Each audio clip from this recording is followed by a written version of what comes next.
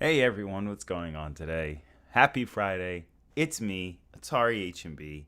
In today's stream, as you can see from the title, we're going to be having a very interesting discussion and topic in regards of reevaluating the tiering system live.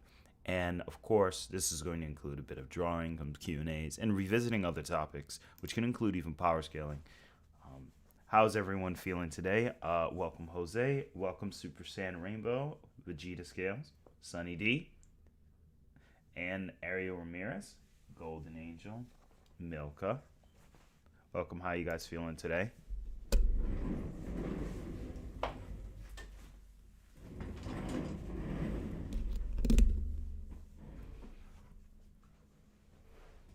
Welcome Ross. Glad to see that you could make it.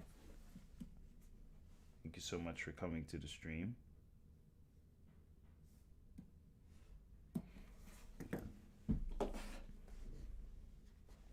That's awesome.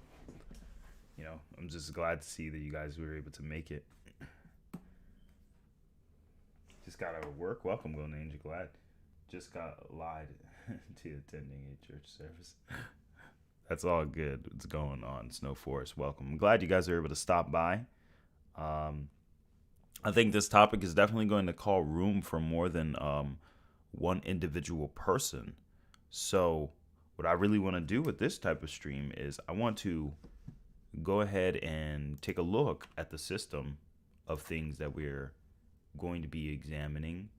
And I want to create a sort of a chalkboard, if you understand what I mean, like a blackboard actually, and kind of go into the whole idea of what exactly it is we'll be discussing, we'll be talking about, go a little bit further, go deeper into it, kind of get a level of understanding with it. So that way everyone is kind of somewhat on the same page. Again, the goal of this stream is to really engage with the audience, with you guys, and as us together kind of go on this journey and understand exactly what this dimensional tiering thing is all about, this power scaling thing. Like, why do we do it? Why is it made the way it is? What are the flaws in it? What are the great things that came with it? Why is it necessary? Why are there parts that need to be changed, etc.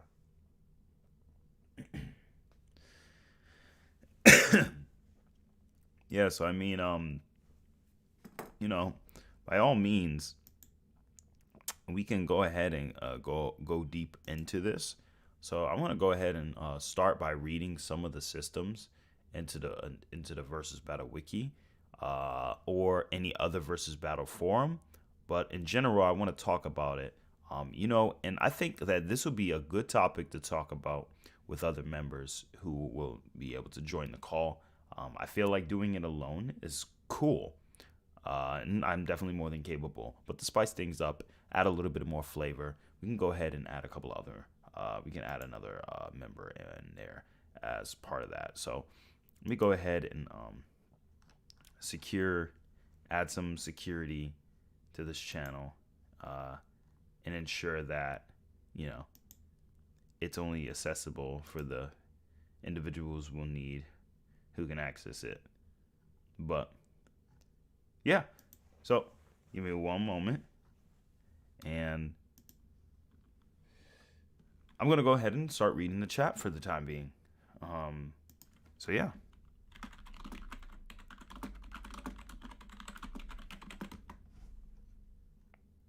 Mm-hmm. All right.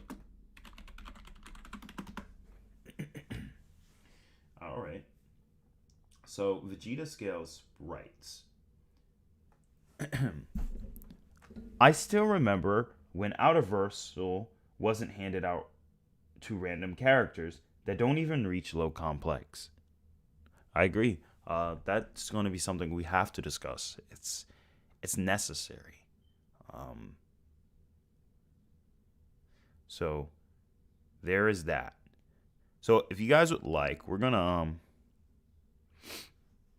let me see here.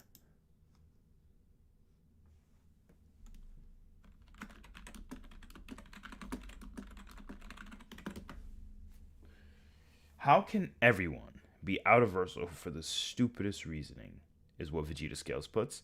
I agree with that, Vegeta. That is very true. That is something that needs to be really changed. We need to start looking at this more and understanding it. And J-Rex asks, what does it mean to be low complex? We're going to get into that, so sit tight. It's going to definitely be really great to go into.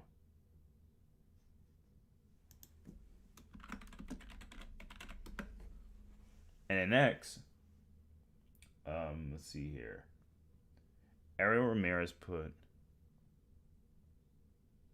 who would win in a fight, Atari? An atheist or a Christian? Same stats.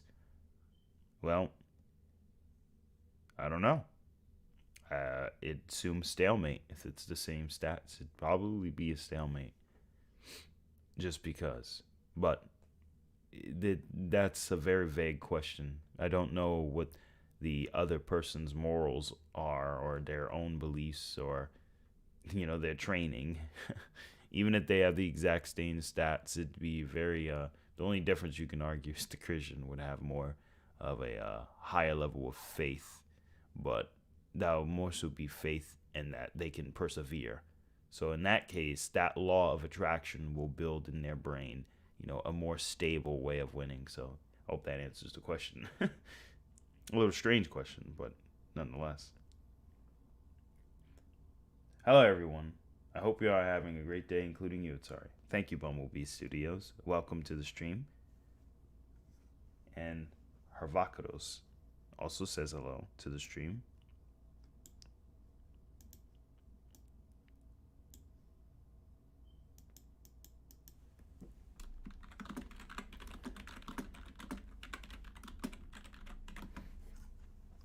All right, so Atari, what do you think about Koyama's statement about the infinitely transcending hierarchies?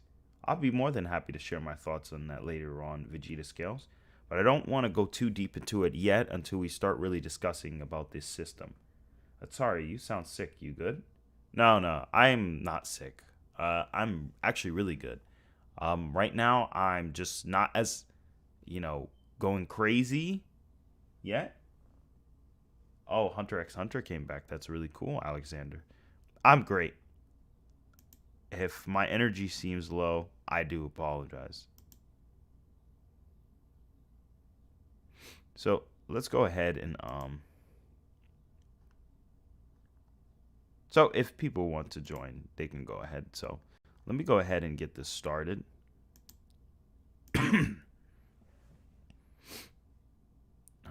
Let's see here.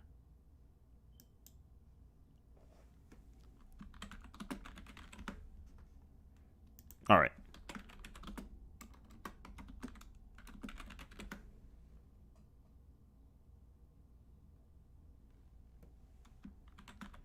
All right, so let's see here.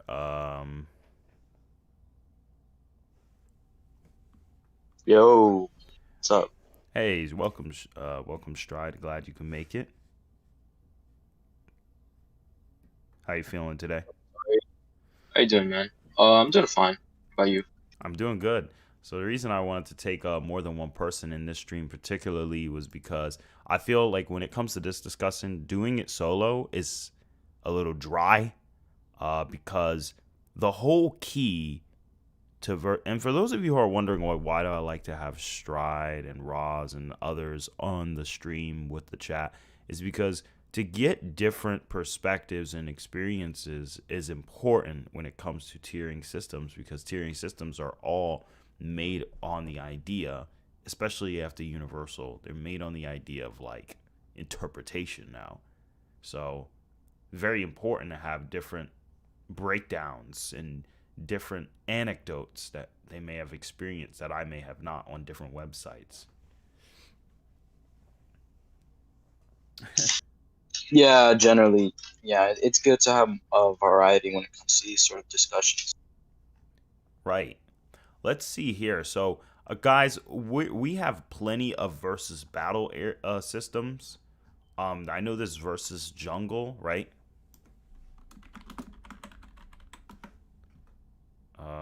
Is that what it's called? Versus battle jungle? You talking about versus jungles? Yeah. The wiki. Yes. Is that what it's called?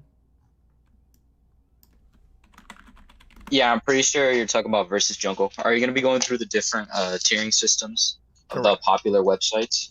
Yeah, so I Okay. want to kind of look at both of them side by side, kind of compare them, and kind of go over like about the evaluation about it. Let's see, versus Battle Phantom, Jungle Hunter is not what I was looking for. I can't even find it. What's the proper name for versus Jungle? I think debate jungle or something. Let me try finding it. Sure. Ah, I found it. Yep, you're right. It is Debates Jungle. So let's go to both websites. So we're gonna use the versus Battle Wiki. We're gonna look at both. Versus Battle I Wiki. also suggest you look at character stats and profiles wiki. It has a very interesting tiering system, which has some differences to the general versus battle standard. Okay, yeah, that's something we could look at because different standards are definitely going to influence that change. All right. So, about us, you know, it's pretty much the same as versus Battle Wiki. Um Common editing mistakes, etc. So, terms, tech potency, dimensionality. Yes, I want to look into this dimensionality. And then the tiering system. So I want All to right, talk. first up, we're going with debate jungle, right? Their tiering system. I mean, yeah, most people already know about versus battle wiki. Um, Yeah. but I like how versus battle wiki says it should be noted that characters from higher tiers are not necessarily invincible to entities of lower tiers, as certain powers and abilities can potentially bypass the difference in strength entirely, allowing the latter to contend or to overpower such characters. Yeah, there's some truth to that, but there's also some falsehood to that, depending on the dimensionality of how it's expressed. Because like the truth And is depending on how the writer, writes certain scenarios involving these things. correct. Like we'll have a character who's let's say of an example, like it's like a level up system. It's like you can't hurt anyone. Like imagine if we had a system where like you're level 5. All right. How deep are you into level 5? Like I'll give you an example. Eternal Kala, um would you say W can't even compare to Monad, right? Normally, not at all, right? Oh yeah, for sure. He gets folded, bro. Right. So even how they experience things is different. But like at Monad's level, their finite starts to come back into display. So everything at like so basically, let's say if like Monad's like level 10, right? And then, W's level 3 or 4 for like 40, I don't know, whatever. The thing is, he can't do W in this example, W can't hurt anyone who's above level 4D, right? So if you're level 4D, it's like, "Oh, I'm 4D." It's like, "Okay, how strong are you into 4D?" It kind of just resets. And I think that's something that needs to be also talked about in like dimensional battles because it's like blowing up a fourth dimensional mountain doesn't mean you should be compared to a 3D being who can blow up an infinite universe. It's not really the same. Like if you're not talking about infinities at that point, it just becomes really difficult to even compare yourself to lower dimensional beings and to automatically claim they're greater.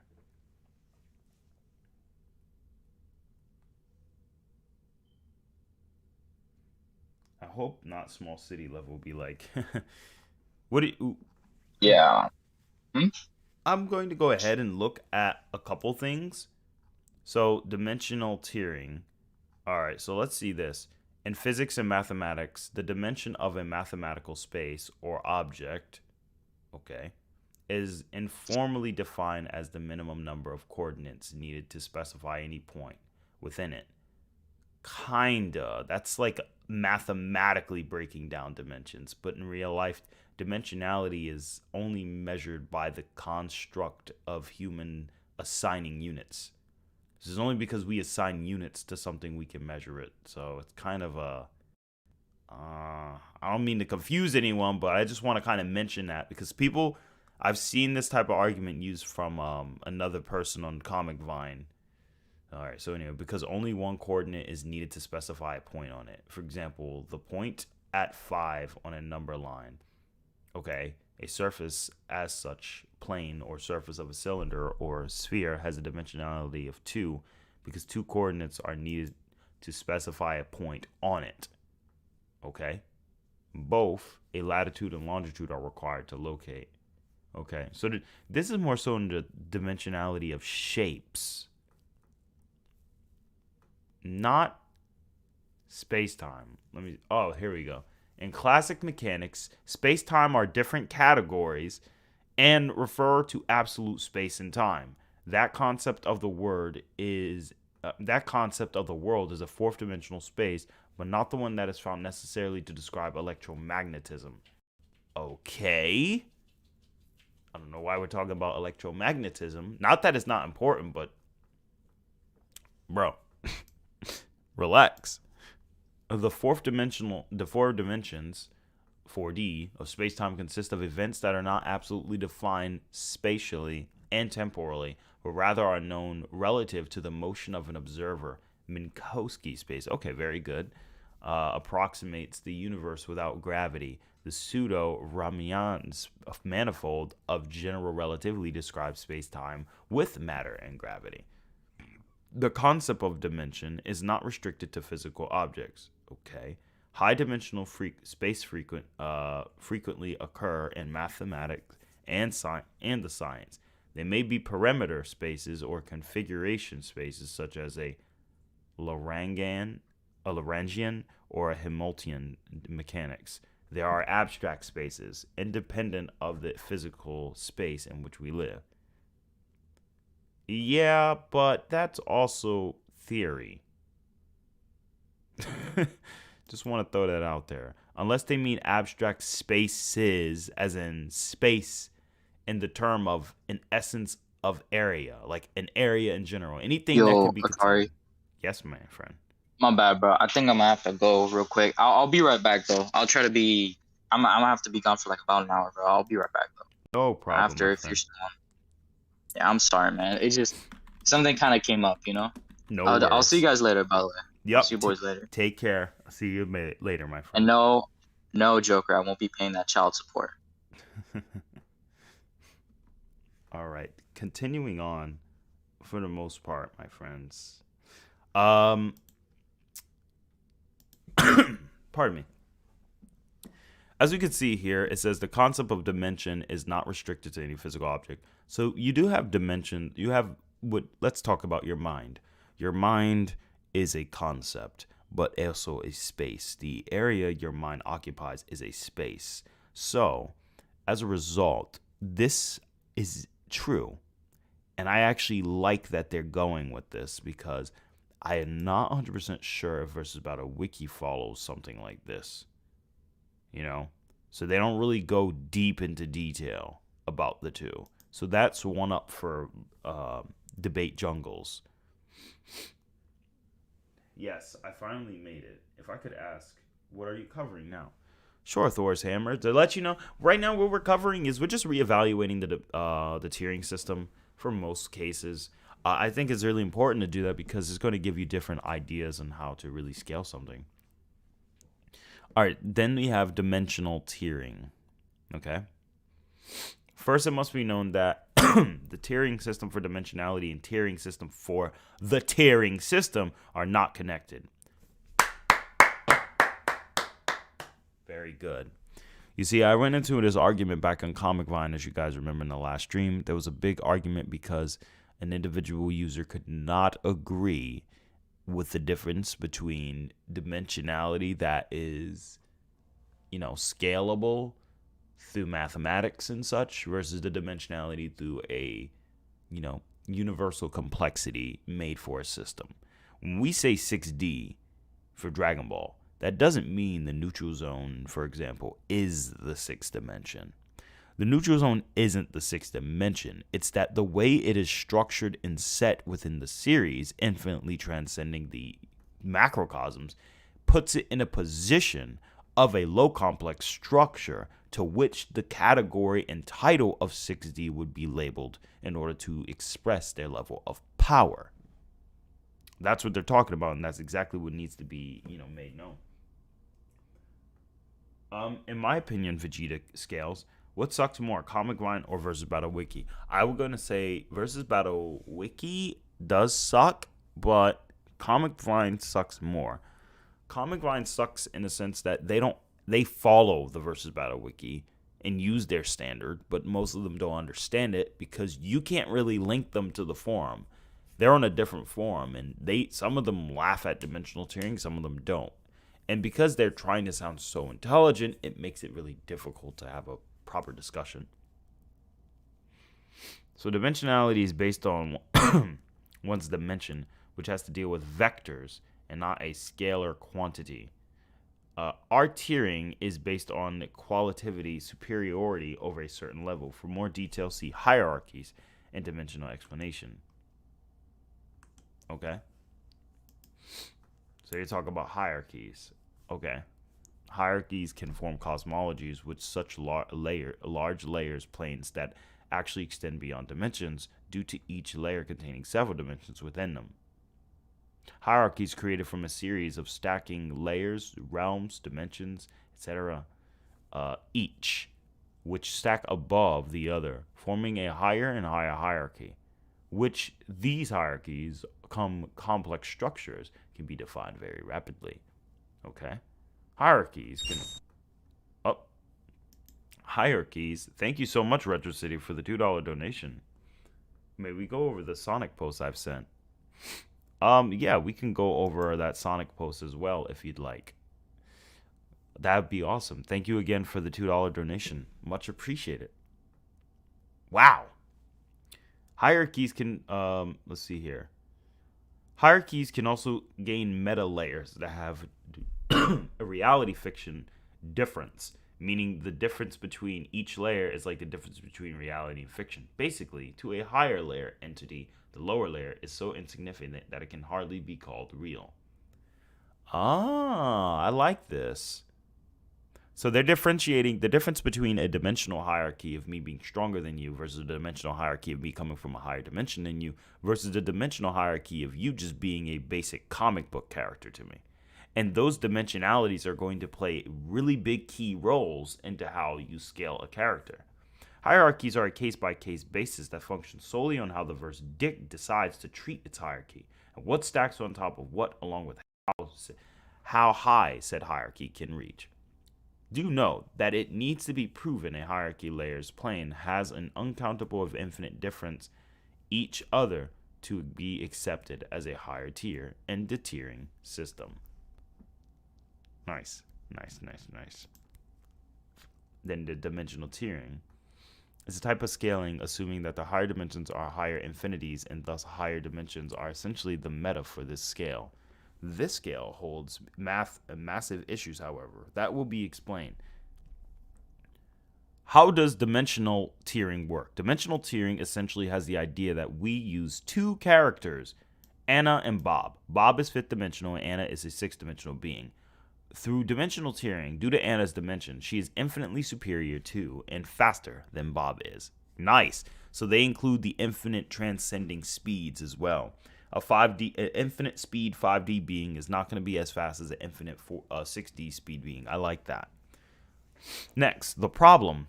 Firstly, the problem with dimensional tiering falls under a concept known as scalar and vector quantities. Power comes from energy. According to dimensional tiering, a fourth dimensional being would have an infinite higher form of energy than that of a 3D energy which we use. However, this is incorrect. Energy is a... Someone's in the chat. Who is here? Don't mind me. Oh, hi. Welcome, Ross. Oh. I'm glad you can make it. Let's see. However, this is incorrect. Energy is a scalar value. Energy being a scalar means it is not limited or constrained to a value for displacement or direction, meaning there is no limit to its dimensionality. This means there's no such thing as a dimension energy. If there's no dimension energy, there's no higher infinity just from being in a higher dimension. Scalar. Oh, okay. Then they link it to grcnasa.gov. Vector quantities have two characters, magnitude and direction. Scalar qualities have only magnitude. When comparing two vector qualities the same, you have to compare both the magnitude. I remember this because I remember Envid sent me this. When I was saying, well, the energy itself, the absolute construct of energy, may be in that area. Energy is an essence that can be measured based on a label we give it. We call it joules, rather it be kinetic energy. What other type of energy is there? There's spectrum energy. And you can't compare all energies because even in other fictions, energies act completely different to the essence. So give me an example. So this is true, but I'm going to slightly disagree, but I'll talk about it after I read this. Energy being scalar means it has no limit. This means, okay. So another aspect of dimensional tiering is that higher dimensional access exists infinitely transcended to a lower dimension in such a way that lower dimensional object absolutely cannot interact with the higher dimension. This, however, is incorrect. Okay, so the thing about this wiki is right here. For example, scientists have actually theorized that they can detect higher dimensions to our worldly matter. Now we're starting to get into the problem. And this is what I talked to that individual back on Comic Vine. So now we can start really diving deeper into this, guys. So before we finish this thought, let's go ahead and take a trip on over to our favorite friend, Clip Studio. Now, what I find interesting is that dimensionality is going to be different for every series, but energy, well, energy is an essence, okay? And, you know, it needs to be understood that there's a difference between, and I want to make this very clear. So there's a difference between true infinite energy, all right? Or what we like to call the monolithical energy unit, the true infinite energy that doesn't, you know, as they stated, continues to transcend. It's not bounded by dimensionality. Kind of like astral beings and ghosts and spirits are not bounded by dimensionality in reality when you read it. But dimensionality, the concept of dimensionality, that's when things start to get a little bit more convoluted. But then you have scalar qualities such as length, area, volume, speed, mass, density, pressure, temperature, energy, entropy, work, power. But then you have vector qualities, which is displacement of velocity, acceleration, momentum, and force, lift and drag and thrust and weight. But the thing is, despite that, how energy has the scalar qualities. Hey, stop it. So as we were saying, the energy has the scalar, qualities and not necessarily a direction. That's interpreted because energy can't necessarily be seen, and it has so many different varieties and flavors that it can be broken down into. Because as we spoke about before, if we talk a little bit about energy, we got, kinetic energy, which is an expression of energy that is released through a medium, but that the way it can be scaled has to be accounted for the direction. So it's a little confusing if not properly explained deep enough. And then you have other energies from gravity. You have energies from electromagnetism. You have ionic energy. And these energies can be in the form of heat, plasma, which is, a completely different form. It's not a solid, a gas, or a liquid. And then the list goes on. So because energy can be expressed in so many different ways, who's to say that energy from one dimension can immediately reach, a higher? That is where it starts to become in trouble. So I get what they mean. Like, for example, so if we went by their definition, when you get the term that Kirby has infinite energy, or, you go off the notion that Kirby has infinite energy, then you start to run into problems if you go by that statement. That's why I said, technically, yeah, the true form of energy is like the concept of what energy is supposed to be may not be limited to any dimensionality, of course. But when you also break it down, it technically should, since in most fictions that it may behave differently. And remember, the idea that energy is scalar, in the most part, is more of a theory, because the way nobody has quantified infinite energy before, and it can't be summed up to being concluded that, can infinite energy not be bounded? I mean, wouldn't infinite energy reach let's say the 1000th dimension? Could infinite energy reach 1000D? Can it? That's the question. You got to ask yourself, like, if we had, like, hey, stop it. Knock it off, or you will leave the room.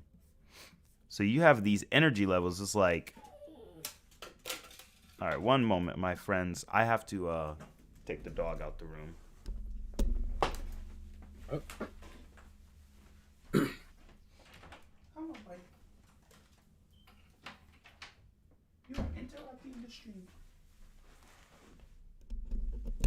All right, my friends. Sorry about that. But so as you can see from what I'm drawing here, rather it's let's say it's a tesseract, right? Yeah. Let's add another layer to it. Let's add a pentaract.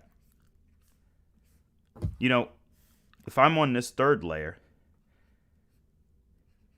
you need to remember, a three-dimensional being can only see parts. So a three-dimensional being, let's give you an example. This is a wall, right?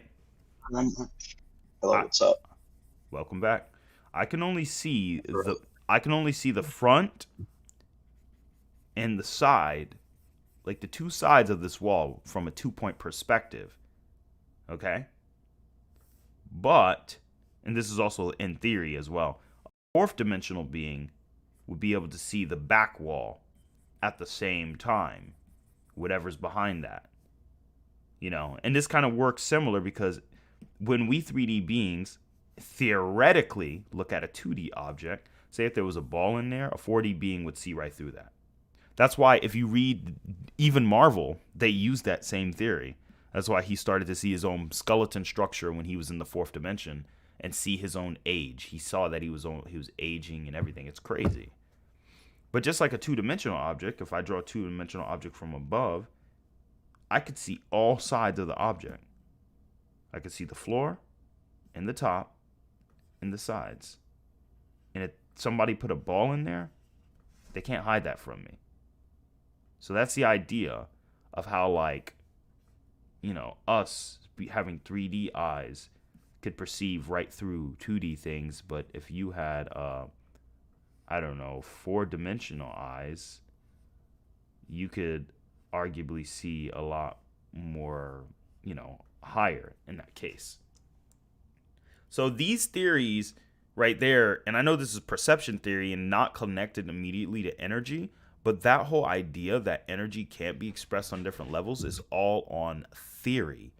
And that's why I wanted to just kind of take this small little detour and go into this little drawing session with that, like draw it out, because I can't immediately agree to that. But at the same time, each fiction is different. This may be how it works in real life, but this is one of the rare cases, Similar to relativity. Similar to relativity. This is one of the rare cases where you cannot use relativity unless the fiction uses it. Because for the most part, you have to just use linear scaling with regular speed and use straight mathematic products you would get.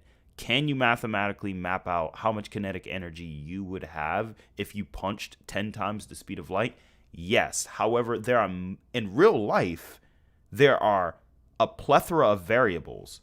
If you punch the air at that speed, even at the speed of light, the air itself will explode and ignite into plasma, and so will the oxygen around it. The nitrogen and many other things will literally incinerate and catch on fire. So if Luffy actually punched IRL, he would literally be causing entire subnuclear explosions just from a simple base form punch.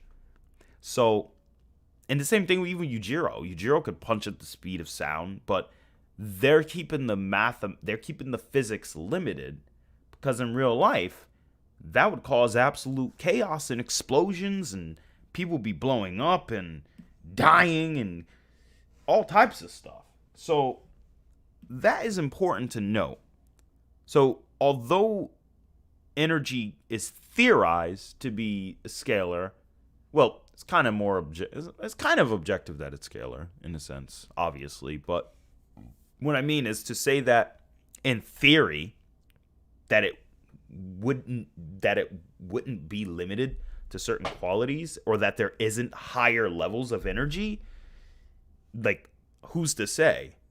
How can you say there's no higher levels of energy? Because like you see in fiction, Luffy can punch faster than the speed of light, but obviously we can't use relativity, so we just got to use a regular kinetic energy formula. We just got to use the regular kinetic energy formula and just kind of get it. We just got to use that to our best of our ability. And, you know, using that formula is going to give us the number we need.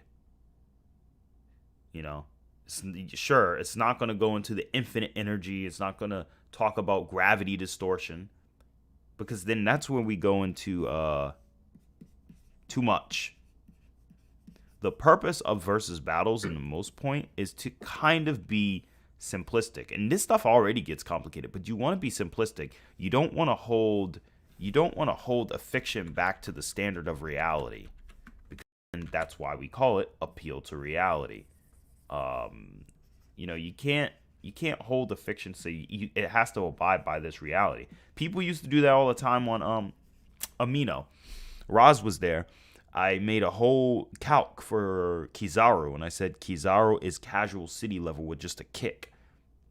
Yeah, and that's I remember that. Yep, and that's assuming he's only light speed or mountain level. And then there are people out there saying, "No, he would have had infinite speed then. Might as well give him infinite speed, so he would be universal." And it's like, no. That's no. You're overthinking it. You know. And most of the stuff we know is theorized anyway. No human being has went at the speed of light. What will happen if they did? We don't know. They might not even blow up plasma energy. Their speed may reach a point to where because of their weight, not only will the air may not be able to get out of the way, atoms in reality itself may just say, screw it, let them access the fourth dimension. And your freaking arm bypasses 3D space. Like, it just turns invisible and you just access a different area that you don't even know about. You can't see it, but your arm did. You know what I mean? Access the speed force. In a sense, yeah. So that is exactly what happens. That's why we cannot hold fiction to the standards, all the time at least, of real life. Because then it'll cause very confusing formulas like that. So I don't agree that in the most part that there isn't a higher level of energy. I believe there is, because, and then the thing is, it's kind of a weird argument, because the argument comes down to kind of like both arguments are falsifiable. They completely are, because they're both theories. There's no absolute evidence for it. So keep that in mind. But if this is the theory they're going to rock with, then that's fine. But in this theory, that would mean things like Android 17 and 18, or Lapis and Lazuli. They're unstoppable then. Yeah, yeah. Their energy is not bounded by dimensionality. But then that's why I say, if you had infinite energy, that's fine. But what if you don't have the ability to express it to a higher magnitude? You know what I'm saying? So it comes down to that as well. Because I think what they're doing is still great, better than Versus Battle Wiki, because they're explaining the science. But they're explaining the problems with the science. And I think they did a good job on this, because Envy and other people on Comic Vine may come up and say, hey, you can't use this. It's too arbitrary, and real dimensions don't really operate like this. It's more so vector placements and coordinates. And it's like, well, there's so many different theories. Who's to say? You're going to make people's brain hurt. There's people who would say that I made speed, complicated. But if anything, and not to toot my own horn, based on what I've gotten response from subscribers, I'm making speed simpler. And that's the goal, is to make it simpler. Because the whole idea is this is for hobbying.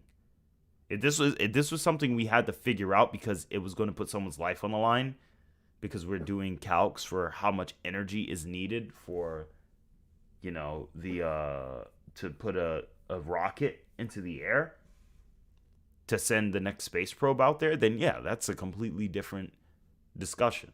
Going to be extremely detailed. You don't miss a single detail on that. Or unit. You're going to be as accurate as possible. Every gram will be measured. But this is fiction. It's completely different in this regards. Right. Like, let's go over an example. One more example. Kind of help people understand. All right. So I'm going to just draw an outline of Homeboy right here. I'm going to draw an outline of this character. I'm going to draw an outline of this character. This guy has yellow here. And I'm going to draw an outline of this character.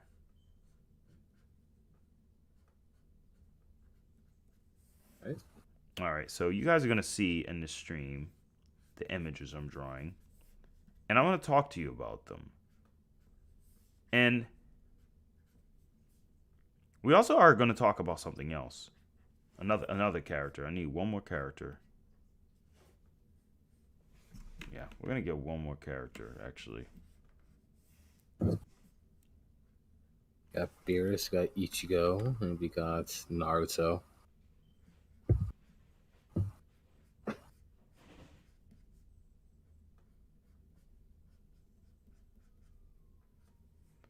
Yeah. And then, obviously, so we have Ki, Ryatsu, right?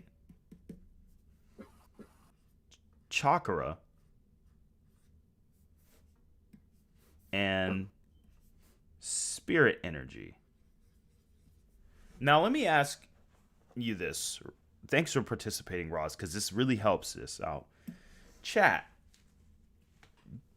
what type of other energy do we have in Dragon Ball? I mean, that's a list. You have anything from Ki, destruction energy, Hakai freaking energy, dawn energy, dark energy, demon energy, spirit energy. stuff. You have a list of various Genki. energies. And Thor Hammer brings up magic. Magic, that is true. What is magic? Like, is magic a limited level of energy, or is it?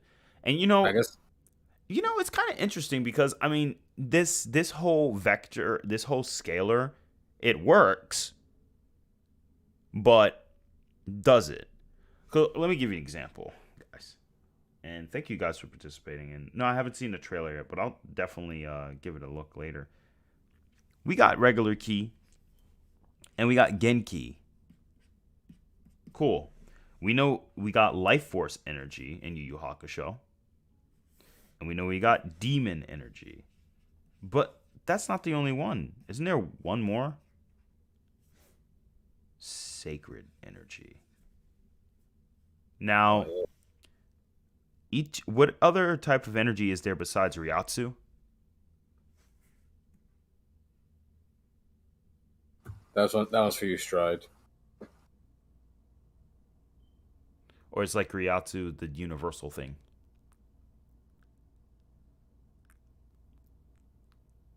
But Are you talking about the energy systems overall, by the way? yeah. Well, there's also, I think, Hollow Reiatsu, Dark Reiatsu, and all that. Like the ones that Yuha and Ichibei had. Then there's the elemental based ones. It's a bunch. So we got Dark And then Ryatsu. there's, yeah. No, I mean, it's all based on the Zanpakuto, like the element, whatever. And then Hollow Reiatsu, Right. And do they have different properties? Just want to make sure before we go into it. Not necessarily. They all function with spirit particles or reishi.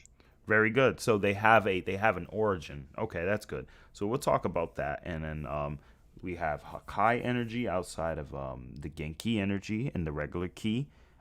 We also have just base form, which is it's blue. We know it's blue. It's God ki, but destruction energy is based on God ki.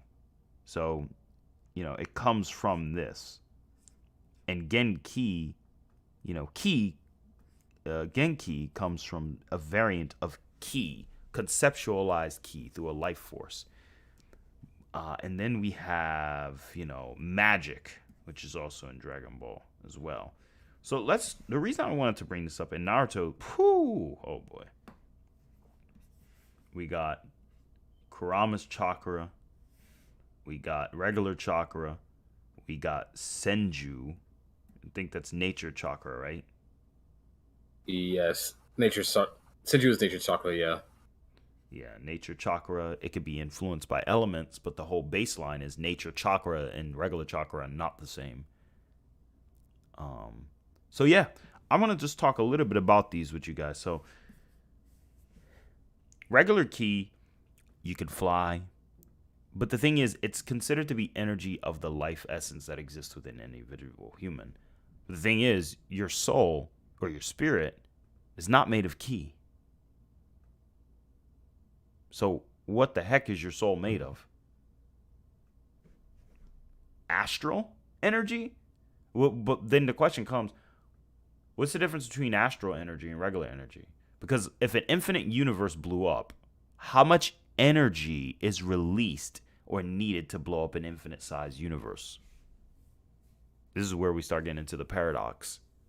Chat, Roz, you guys got, like, how much energy do I need to blow up an infinite size universe? Infinite energy. Well, you can't count that for one, but yeah, you need something like close to like near infinite levels of energy to destroy like an infinite energy universe. Yeah. So, right, but if that's the case, wouldn't that mean anyone who could destroy an infinite size universe according to this formula would all be infinite multiversal as well? Because energy is scalar, it doesn't abide by just simple limitations on vectors. See what I mean? You guys starting to see what I mean? Yeah. Your soul's spirit energy. Goku as a kid had spirit energy instead of ki.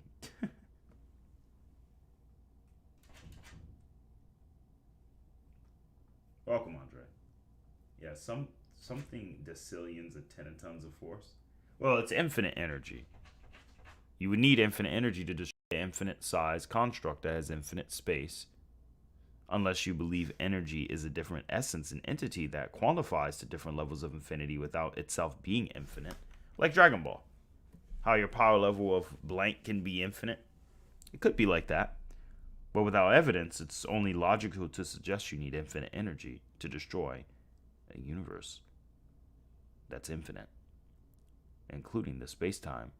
So then the question comes, Why haven't most characters gotten infinite multiversal? It's because when you use logic and multiverse theory and infinity breaks math. That's always been a thing. So I'll just tell you guys this. Regular key allows you to fly, sense people, do so much. But it does have limitations. We haven't really seen it, for the most part, consistently. Listen. Consistently, we haven't really seen it activate into other dimensions through vibrations. Not that key can't, but that in the most part, most of the key energy we see that's stated to transcend dimensions and other limitations is God key. God key and Gen key. So we have to ask ourselves why.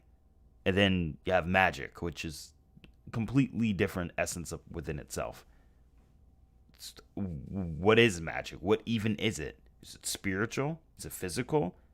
And because because energy has so many different values, it starts to become difficult. So like that's why I said key energy isn't necessarily bounded by dimensions in its origin, but it as a result kind of is at the same time limited because it has different ways to express energy.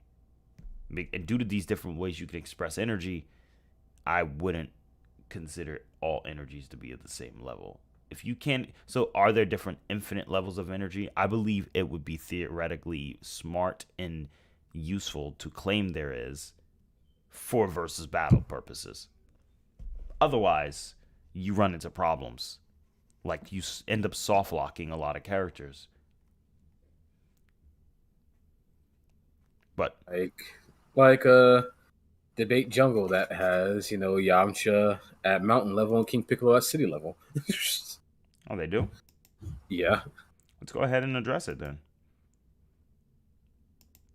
So looking at debate jungle, examples of dimensions not being used for higher stats. An easy example of this comes from the video game Super Paper Mario, where the entire gimmick of the game is crossing between the second and third dimension.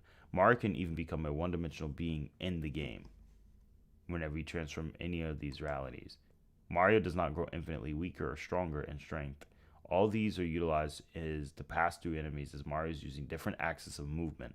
Thus, a perfect example of why dimensional tiering isn't valid for stating. Yes and no.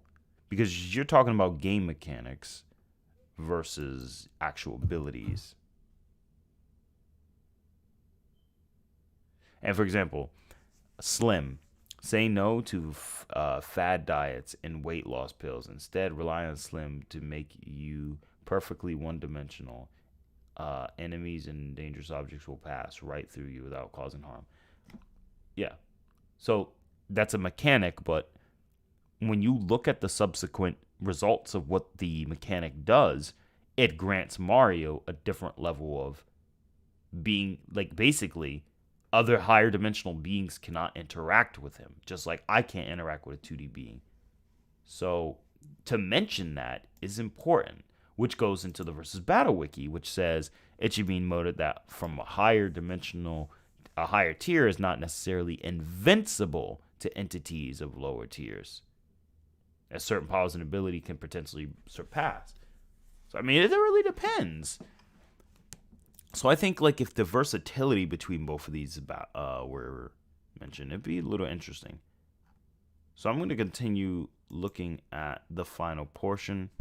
Another example comes from Paper Mario RPG, Legend of the Seven Stars, where Cast fights Sulik, a being who has the power of creation that rules over everything in the universe. Okay. You know you guys want to know what I like about jungles though? Sources. That is true.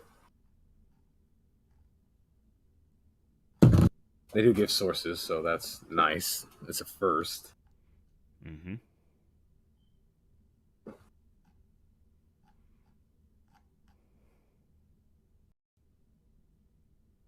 Yeah. Anyway. And having the top stats in the game. Despite all of this, Sulik is a two-dimensional being. While he does note the power of a third-dimensional being, something strong, he is referenced to the various meanings it has rather than the three spatial being. Okay. Let me see. Oh, is it because he's literally a 2D sprite?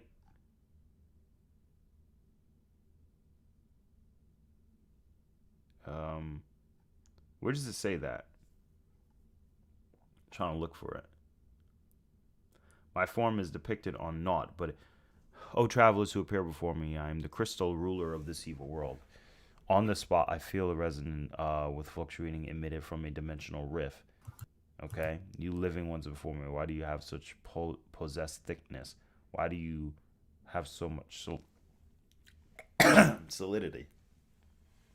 I am made of the power of evil. My form is depicted on naught but a flat surface. Huh. Yet you are formed from a power foreign to me. I wish to know the secret of the solid world. I shall fight with the utmost of my power. Now demonstrate your might. And it's like, so then it comes down to, is this like the game in the end game statement of the character? Or is this like kind of like a pseudo fourth wall poke at, why the heck do you look like that? You know what I mean? Yeah. There have been games before where the character would be like, man, why the heck do you look like that? And keep in mind, when they get into the battle sequence, they kind of look similar. But again, that's just me pointing that out. Even if that is the assertion that he is two-dimensional, though, and that's not just like the game kind of like making like a comic relief, it doesn't matter. Because Goku is 3D, but, you know, you've seen what he can destroy, right? So, we have to ask ourselves these questions. What does this have to do with the character's power output? We've seen it happen in other fictions all the time. So, yeah. Dimensional tiering is not a usable form of scaling. All right, so the conclusion. Dimensional tiering is not a usable form of scaling. The only cases where it could be considered is where dimensions are treated as higher infinite hierarchies. I disagree. I think it does have use for having its forms of scaling. I think it has a purpose for interpreting how a character may be able to utilize their powers in essence. So, you know, if you have a fourth dimensional being or a three-dimensional being who has an attack that can throw, let's say, 4D shurikens at you. The shurikens don't hit you, your 3D body, but it hits your 4D essence, which cuts off how old you're going to be. Like, it literally shrinks your age into the future. It cuts your future off. How would that even work? How would you guys say that would be a useless dimensional tier? I mean, the 4D object ain't infinite. It's just haxy. So how would you guys interpret that?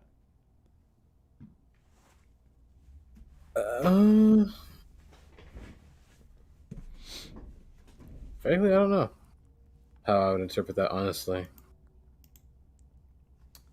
Yeah, I don't think I just. Are you asking how you would interpret higher dimensions that are not infinities? What did you say again? Are you asking how I would interpret higher dimensions that are not infinities when it comes to versus battles? How would I do that? Yeah, is that the question you're asking? More so, kinda, but more so in. Do you agree with the conclusion, Stride, that dimensional tiering is not a usable form of scaling?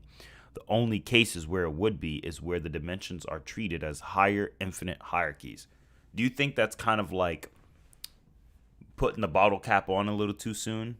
Do you believe dimensional? I think so. Yeah, I think higher dimensionality isn't completely necessary. Well, how do I rephrase this?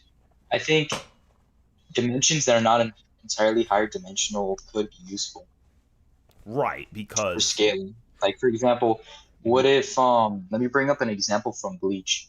You know when Ichigo blew up at the end of the Fullbringer arc when he blew up that dimension that he was trapped in yep, with Ginjo yep, that had a star in it, you know? And that mimicked the world of the living. So you can argue, you know, depending on how you argue it, it can vary from either solar system level or star level or whatnot, you know? So not necessarily. It just depends on a case by case thing. Like if it becomes too vague, then yeah, you could probably discredit that. But then there's like pocket dimensions with, you know, whole galaxies and stars in them and right, such, you know. right. And how do we interpret the dimensional frequency? Because rather you want to admit it or not, astral essences are fourth dimensional in Japanese culture, and this is made very clear in Bleach because the Shinigami are literally considered a different. Like this isn't just Aizen's statement; they may not be infinitely higher, but as Eisen stated, his statement is not a hyperbole. It's still true because, as he stated, it cannot interfere. A regular human without a high spiritual awareness or access to that higher dimensional energy known as ray particles or spirit particles, you cannot touch a Shinigami. Pretty sure, right? Can't touch them. You have to have Yeah, access. yeah, yeah. If you don't have spiritual sensitivity, like with Kuwabara and Yu Yu Hakusho, you won't be able to interact with any spiritual beings. Right. They're completely on a different dimension, different axis, and you can't see them. They can interact and affect the 3D world, but you can't interact and touch them. So how does that even work? So it's like they clearly are of an extra dimension. So, but the question is, their astral dimension. So how does that interpret to 4D space time dimension or temporal? Well, Bleach has different temporal dimensions, rather people want to admit it or not, because you have the Dangai. Time is thicker. So that means the temporality for that area, that space time, is completely different from the one you'll see in the Soul Society, which is a separate parallel world compared to the regular human world. Which, I mean, you know, the list goes on. So to read one of the comments, how would you rank a fourth dimension that does not have to do with time, but is simply called the fourth dimension, but the properties have nothing to do with time manipulation? Well, Thor's hammer have to get more context. Whenever they say fourth dimension, but they're not referring to direct time or a timeline, we got to look deeper into it to really see exactly what they're talking about. Let's move on real quick, guys, because I don't want to stay too long on this. I want to go to the other topics. So let's go ahead and read this. Dimension in physics, mathematics, etc. So to go ahead into the hierarchy, spatial dimensions. Yep. Spatial. Different shapes in different spaces. Temporal. A temporal dimension or time dimension is a dimension of time. Time is often referred to as the fourth dimension for this reason, but that is not to imply that it is a spatial dimension. A temporal dimension is one way to measure physical change. It is perceived differently from the three spatial in that there is only one of it, and we cannot move freely in time, but subjectively move in one direction. Yep, that's correct. To a degree. Because in theories, there are theories about that. There are theories that different timelines of different higher vibration and temporal vibrations work.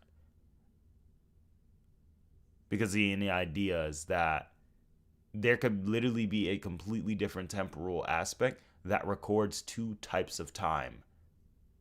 And it's so freaky and wonky. But KOF is one of those due to the infinite junctions they have and connections. So there are infinite different timelines. And in some areas that measure in different directions completely. So, like, is there such thing as a timeline that records two different levels of time? Yeah. It's a multiverse timeline. And those are considered higher temporalities or at least multiple temporalities manifolded into one. So it goes on and on. It can be, and this is not to say what they're saying is wrong. It's that to say that what they're saying can conflict and have a lot of different ways you can interpret it. It's not wrong, but it's not right either, essentially. Right. Thor's hammer says, like, is a higher dimension where objects below it seem infinitely weak but doesn't have to do with time. Well, Thor's hammer, it depends, you know. If it's interpreted that it's infinitely greater, then yeah, we'll call it fourth dimensional. But in the series, it may be called the third dimension extra. Whatever they call it has nothing to do with how we label it in the system. Additional terms, at least, likely, at least, should be donated to the lower capita character if the exact value is indeterminate, usually listed for characters that have implied to have a higher dimensionality. Likely should be used to list a hypothetical dimensionality, but inconclusive due to uncertainty. Probability of said hypothetical. Okay, possibly should be used, but inconclusive due to the uncertainty. Probability of said hypothetical statistic should be in term. Okay. So let's see. Regarding dimensionality through feats, I'm not going to read all of this, but I do like how they go deep into this. So, but they say their dimensional tiering follows this theory. Oh, Hausdorff dimension. Oh, okay. On the Cantor space, the space of all infinite binary sequences. Okay, so they go over that. So if their dimensional tiering uses that system, we're going to have a different scale. As I've stated before, guys, different dimensions have different scales. So let's go over some of the character profiles. So first one I want to see is explore all communities or all pages. I linked the Yamcha one in the chat earlier. You have to scroll up for that if you want to look for it, though. I don't know which channel. In the live chat. Yeah, I'll just send it directly to the other chat. Thanks. I appreciate it. Yep. Akeem Reese asked, you think Goku can use instant transmission to teleport to a different universe or timeline by vibrating his molecules on a separate wavelength? Yes, Akeem Rose, that's actually what happens. That's canonically what happens. Goku does time travel, essentially, or use a variant of temporal movement. All right. Send it to you in our channel. Thank you. Welcome. Let's go ahead and check debate jungles. Remember, this is not to knock anyone. Just want to. So in Dragon Ball, Emperor Pilaf. All right. So yeah. So wall level, Yamcha was able to contend with Goku. It's a little weird to put Goku at wall level at that point. I mean, at that point, he kind of already jumped way high and knocked out an entire dinosaur who could destroy cars and more. So, I don't know about that. All right, Goku's Kamehameha was able to destroy a car. Okay. The force of Yamcha's Wolfang Fist sent Goku through several pillars. Wall level? I would say wall level plus. I mean, the pillars he sent them through are extremely durable. So why would that only be ranked to wall level? The question has to do with what is. Let's see. Hold on. I got to see something else. There's got to be something on this wiki that says attack potency. There we go. Attack potency. Destructive capacity is a term used to determine how much damage character can reduce. Area of effect misconception. A regular argument used, blah, blah, blah, should not be a tier because they have never seen a character destroying an object. Yeah, okay. Yeah, they show images. Really good. Okay. Wall level. So they got their attack potency list. Theirs is a little different. They use...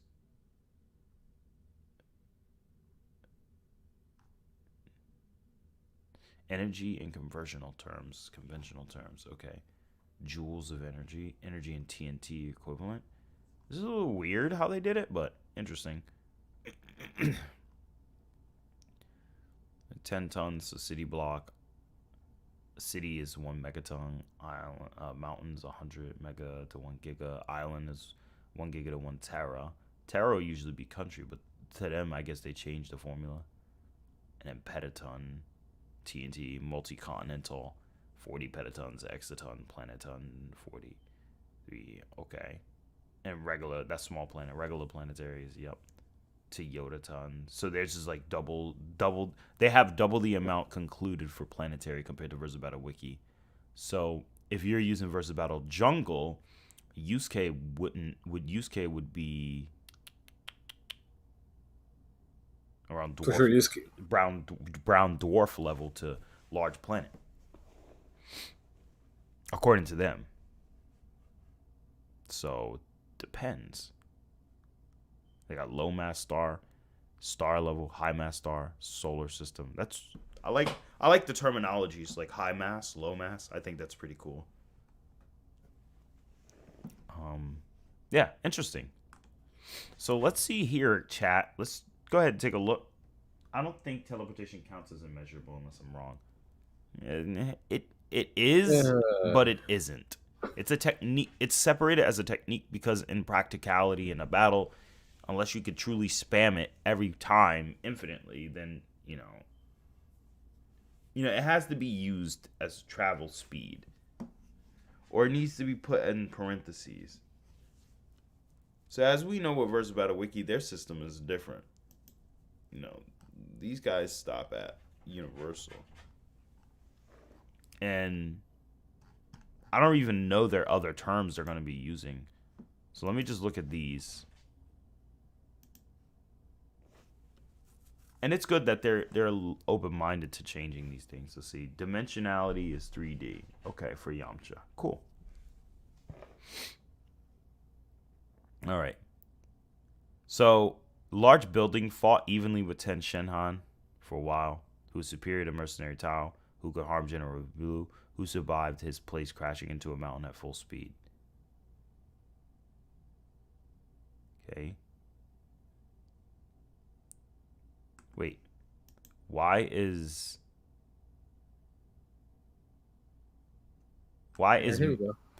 mountain level 10 Shenhan?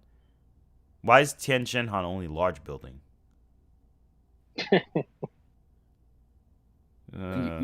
You see, this starts falling apart real quickly when it comes to these Dragon Ball. Yeah. His power should be the same, thus he is not very behind King Piccolo, who destroyed the whole city with the wave of his hand.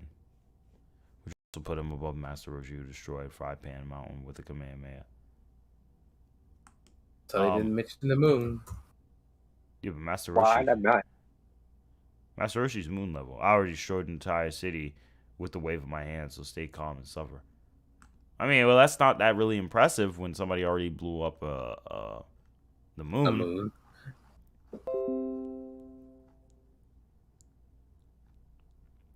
What the heck? It's kind of weird. All right, but that's okay. That's okay. They got all his I like the way they got the photos. They got Dragon Ball Z. It doesn't change even with Dragon Ball Z, mind you. That's a little strange. Oh wait, hold on. Let's click here. Statistics. Dragon Ball Z 5C. Oh, okay, it did change. All right, so Dimensionality 3D. Moon level completely incapacitated as Cybermen.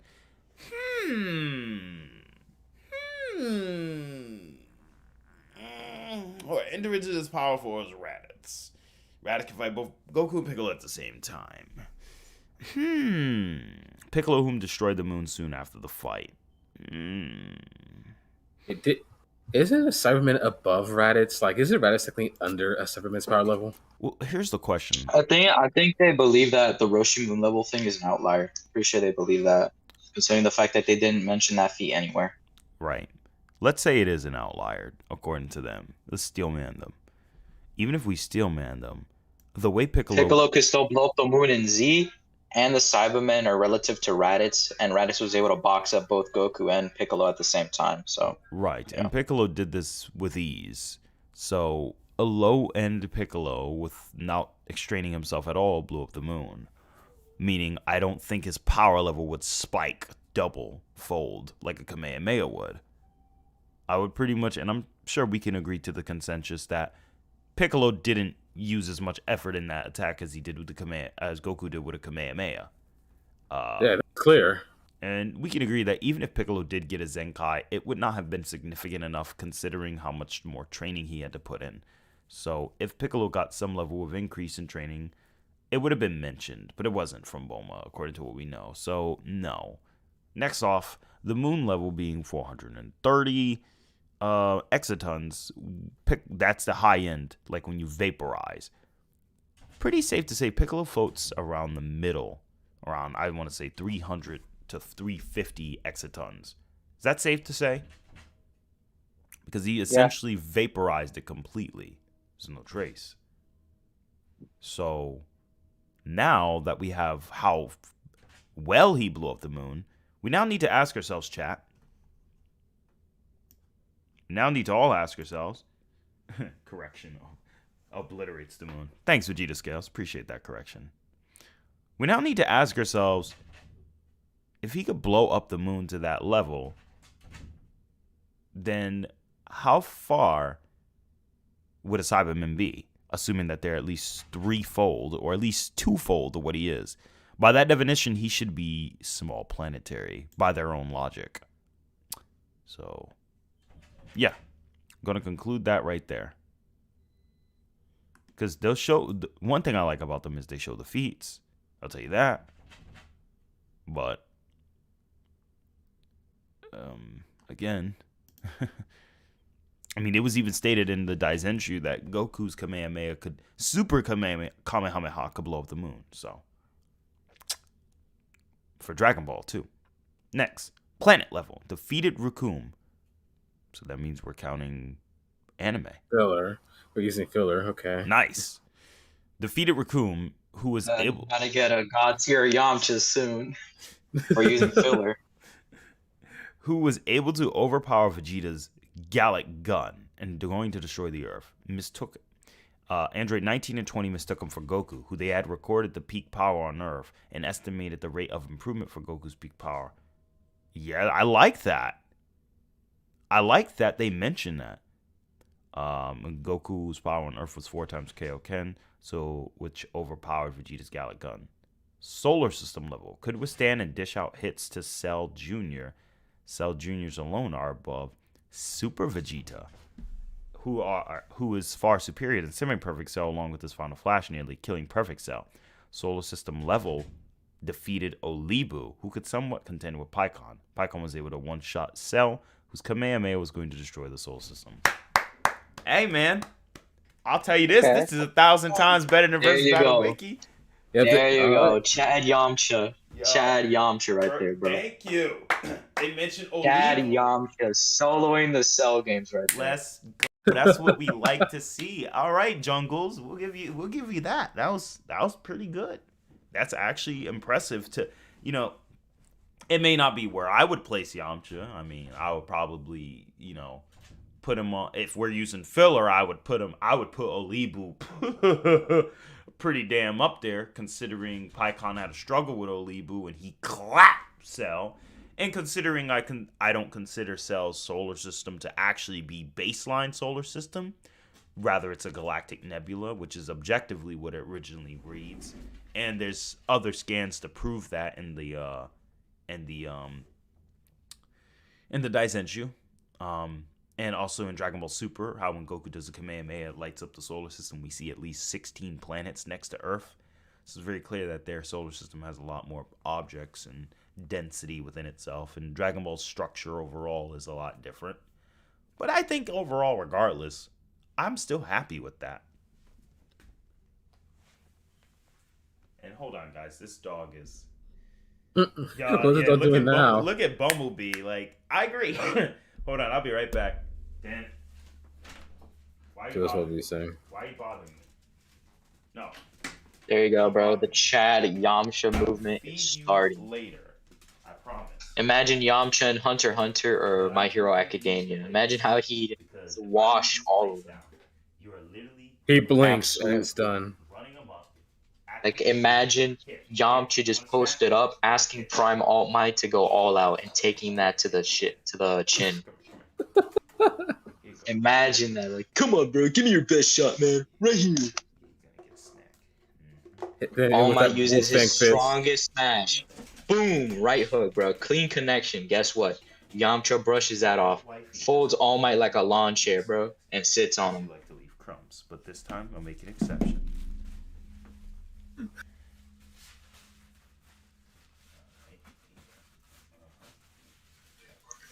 Yamcha would be freaking splitting Cell Games Goku in half, bro, with a pinky.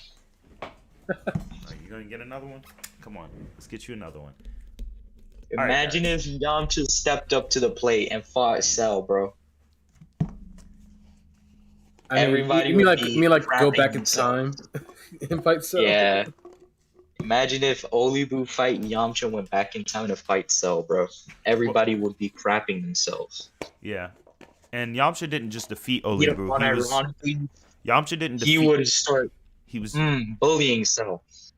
Yamcha was actually playing around with Olibu. If you watch the clip again, he was playing around. So this is pretty good. Travel speed, faster than light due to outspeeding Olibu. Yamcha can be comparable to Paikon, who traveled to the Grand Kai's planet to Hell in 10 minutes. Very good. So FTL plus. Hey, man. Some of their lower end feats of Dragon Ball I'm not a fan of, but I think that they still did really good, wrapping it up. What do you guys think? Yeah, they surprised me. Yeah. Let's move on to Dragon Ball Super. Hello? Dragon Ball Super? Yeah, they don't have it included yet. They have it listed, but they don't have anything tied in it yet. Oh, it's okay. Let's go to Son Goku. This is going to be the big one. Woo-hoo! Who is ready to eat today? We're going to see what they say about Goku. All right, so get that ad out of here. Nobody cares. Sit. And you wait. I'll get you the rest of your food later. You got 2 big giant steak snacks. Nobody told you to rush and eat them like that. So you need to be patient. Let's see. Kid Goku. We got Ozaru and Teen Goku. So let's see. Let's see this. So let's see. Wall level. Could physically grab and crush a large boulder with his hand and broke a door with a punch. Could destroy several bricks with a swinger. Hit a pterodactyl so hard he broke part of its body. Defeated Yamcha with... Okay. Higher with Kamehameha. Even his Kamehameha breaks... Okay. Higher with Ozaru. His power increased tenfold. Can break through steel, glass, and not even the Kamehameha could break through. Okay. Let's check out the feat.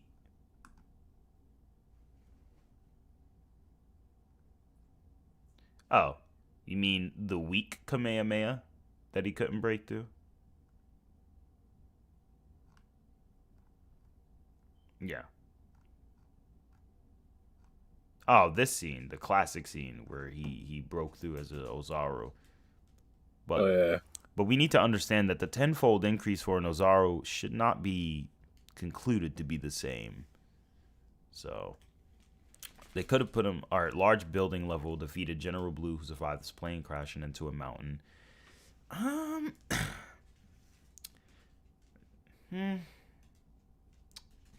gotta say it's a bit higher than that. Mountain level. Roshi states Goku surpassed him in power. Okay. And then let's see, moon level, matched Piccolo Jr., who should not be that much weaker than his beginning of the Saiyan saga self, who destroyed the moon during his battle with Ozaru Gohan. That's at least reasonable, but I would have put Ultra Divine Water Kid Goku at moon. I would have put Ultra Divine Kid Goku at that level, moon level. Plus, since that Goku surpassed Roshi.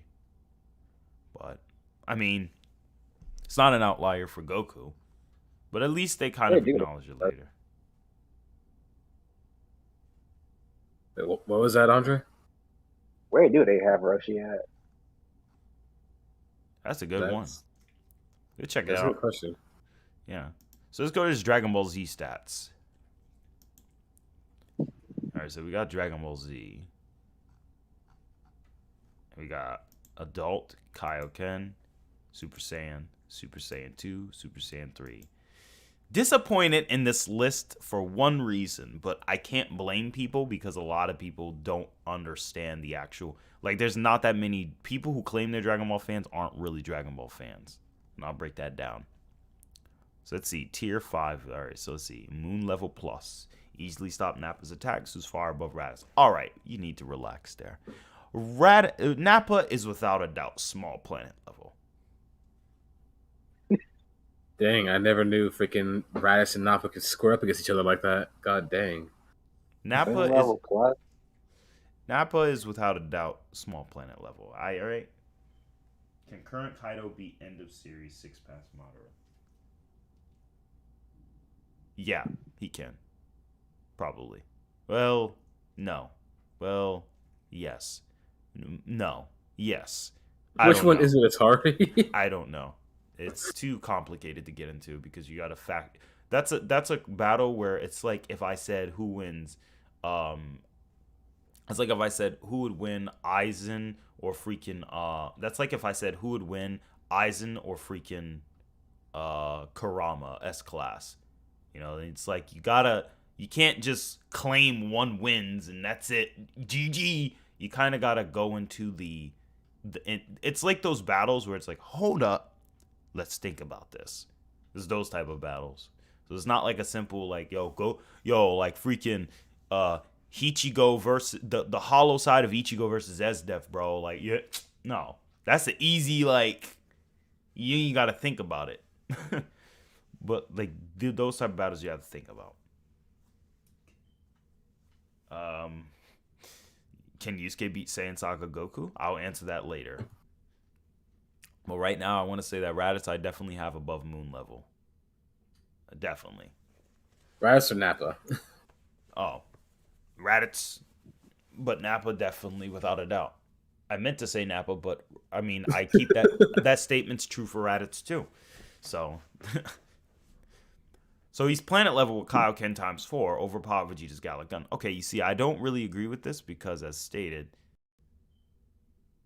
a power level of 10,000 is enough to destroy a planet per El Legendario. You're going to have to address that. If you're sticking with only in-series lore and information, cool, but that's still neglecting the other information that acts as other evidence.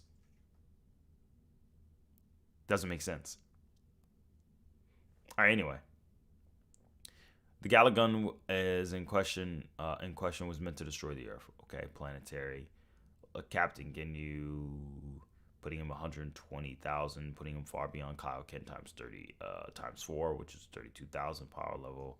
Okay, yep. So large planet level fought final form Frieza using less than 50% of his power. The latter, who is far superior, who destroyed planet Vegeta, which has 10 times Earth's gravity, requiring a gravitational binding energy of this level to overcome. Okay. Did they forget that Frieza was like not trying to do that feat? And that Frieza was also at 2% of his power of that feat? No. I just want Quite literally. Yep. Much stronger than he was previously, easily blocked Trunks' slash with his finger. Alright, so let's see. Large planetary with his finger, becoming much stronger from the confrontation of the androids. Wouldn't he be star level by then? At least with their list, I guess brown dwarf star. So he could block a Frieza level attack. Hold up. They really downplayed Frieza. Did people forget that Frieza blew up Namek and he had the energy that was 10 times the energy he used to destroy Namek, and he even admitted that Namek is a lot tougher and durable than he thought? And Trunks blocked that, and the same Frieza survived that attack, and Frieza is implied to have been 10 times stronger than he was when he was on Namek anyway, given this statement, or much stronger to where he thinks he could easily beat a Super Saiyan Goku. and torture him and toy with him, yet he got handled by Trunks, 0 difficulty, and Trunks is like using his sword. In fact, let's look in the manga, guys. Let's go ahead and look at the manga. Nah, Frieza got embarrassed. Straight up. I agree. But I think it's always important to look at the manga because Bro, Frieza became an amputee. He got veteran benefits and everything. Right. Let's go ahead and take a look at this. When does this happen? No. I want to say around here. Chapter 108. No, not here. Let's see. What chapter does Trunks appear? No, I said chapter. Chapter 331. English chapter, the Viz chapters. Thank you. Why are you guys going into these other numbers? Anyway. So let's go ahead into the chapter. Sorry, I'm way too far. Because they go by like the serialization numbers, which is fine. It's just annoying. Because you got to do additional research. Alright, so anyway, Goku, this is Goku on Namek. You see, so Namek explodes, boom. And that's all that's left. Those are its 3 stars. So there we have it. Violent explosion. Deep down, as I feared, he didn't make it.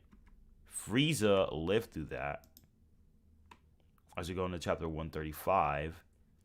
And then we could see here that Frieza says here. So let's look at the statements. This is important. It's good to go back, guys, and kind of look at it yourself, because then you start to learn new things. He says here, such a small planet, you could destroy it in a single shot. Oh, but that wouldn't be satisfying. I want to show him the new and improved me. I can see you on our radar. You're heading toward Earth. Then I'll make you see who's the strongest in the universe. So, clearly, Frieza's confident, right? Yeah, he feels he's gotten stronger and all that kinds of stuff too, with his little upgrades and crap like that. And Gohan said, "This is terrible. How did this happen, Dad? This is worse than I thought." So look at this. The next scene. This is really cool. This is really important. Here's the thing. How did this happen? Okay, so he's like, "Oh, it's Kuririn. Hey, Gohan. Krillin, blah, blah, blah. There's another chi. There's another big chi, just like Frieza." "Oh, duh. How do you think I'm going to miss a chi like that? What's going on? I'd like to know that myself." So, why is there another big energy? This implies King Cold is the same strength as Mecha Frieza or relative, which implies King Cold is stronger than Final Form Frieza was. Logical? That's a good conclusion, right? Yeah, that's a pretty good conclusion. And then even here, Is that Andre? Can he even go to his final form? King Cold? I don't even know if Yeah. he can. That's a good question. If he's that strong, like Thor's, according to Thor's hammer, I made Krillin sound like a druggie. I do apologize about that. I'll work on my Krillin voice. Krillin's up there scratching and all that kind of stuff. He's looking for that good stuff while preparing for this battle. Suppress your. All right, so Vegeta goes into the suppress your power before you small talk, you morons. They have scouters. The Namekian has done it already. Now there's a warrior. Namekian? Piccolo. Blah blah blah. So Piccolo never stops training. But here's the thing. When this happens, what is important to understand with this fight is then we have Trunks. Or Trunks. Why is this important? I'll tell you why. I really want to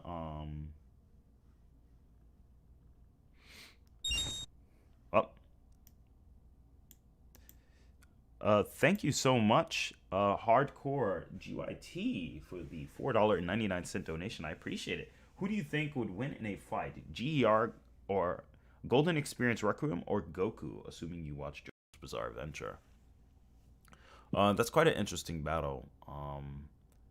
For me, I will be honest, I don't have all the knowledge I want about Golden Experience Requiem, but like it depends.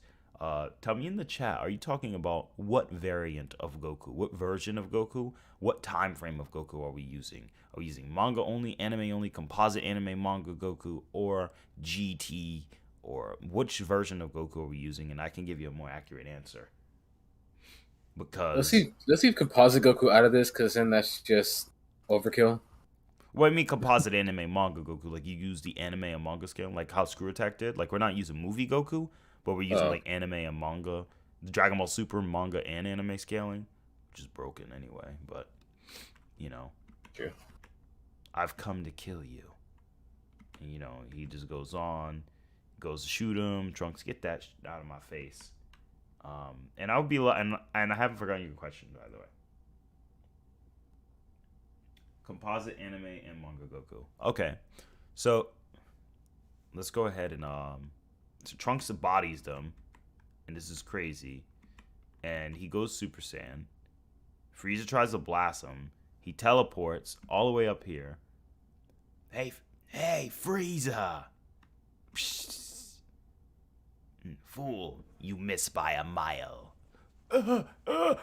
Sliced.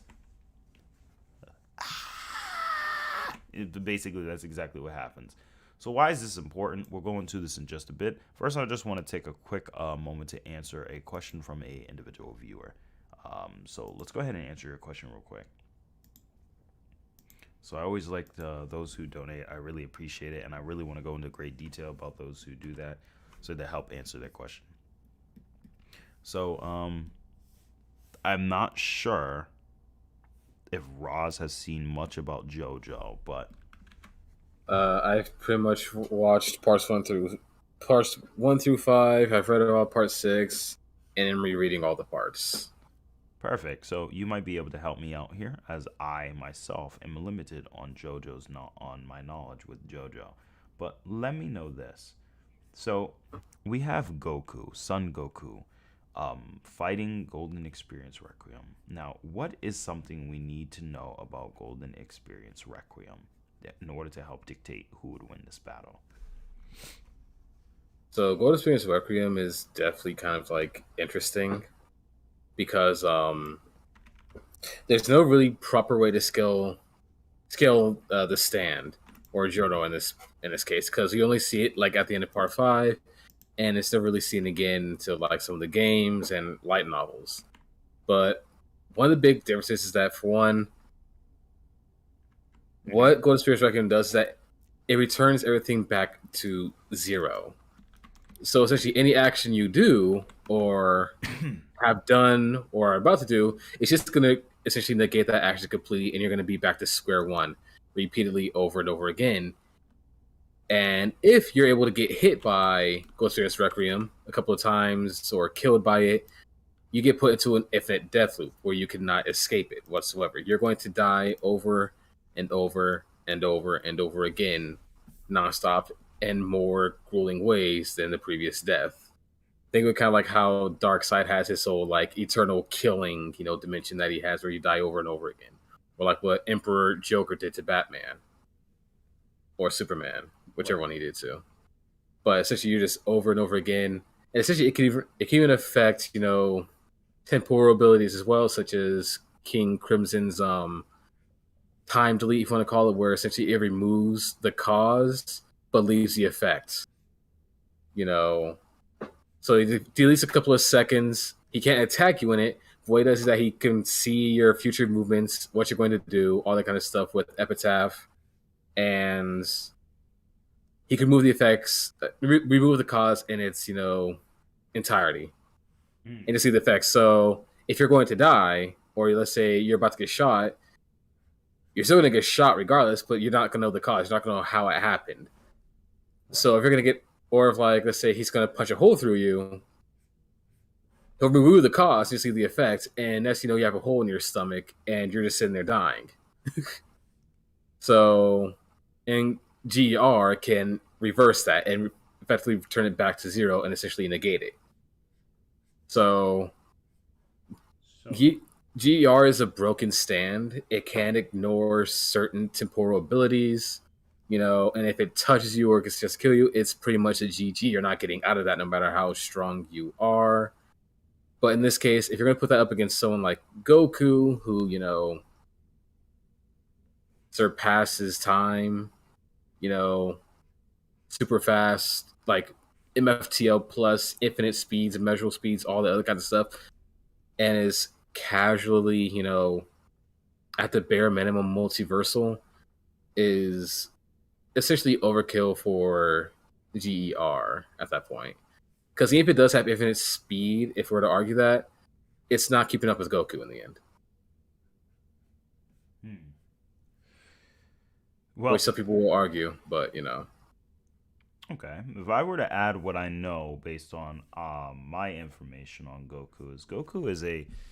So let's really break down what Goku truly is, what type of being he is. Goku is a martial artist, of course, on Earth, who is now beyond the level of mortal martial arts. He is now trying to learn a martial arts level much higher than his actual, than what he's actually able to express. And I think it's important to understand that if someone like Goku were to fight someone like GR, it's really going to come down to a matter of where is Goku going to consider this fight. Goku, and I could tell you this, Goku, if he sees a being like GR, it's not going to be, probably going to be something he could sense from GR based on the idea that this guy is not someone I can play around with. And that's really the vibe I'm getting from GR is Goku. He's strong enough to make Goku realize that there can't be any games playing around with a being like this. If Goku's seen, so this battle comes in two ways. Either A, Goku has seen GR fight before, like hit, or Goku is his first time encountering. So I'll answer both. If Goku sees GR for the first time, current art Goku is still possibly going to win in the sense that he has God Ki, which interrupts the flow of time. So you could argue that since his anime manga composite, he may probably find a way to get out of that loop. In the sense of that, even beings like Zamasu are not affected by the temporal do-over. So temporarily messing with things may not immediately mess up someone like Goku at a certain level of power. We know that for sure. So we know that may likely be very hard to confirm it would even work. So that's that. The next thing is getting hit may prove fatal if Goku is off guard. But the way it seems that GER is, Goku wouldn't really start off by start the fight going off guard against such a being. He gives me the impression that he would actually try, and that's very important. I feel if it was a battle where Goku knows what's going to happen, I honestly think it will be, and I don't mean this in any disrespect to any fans out there, but I feel like it would be a relatively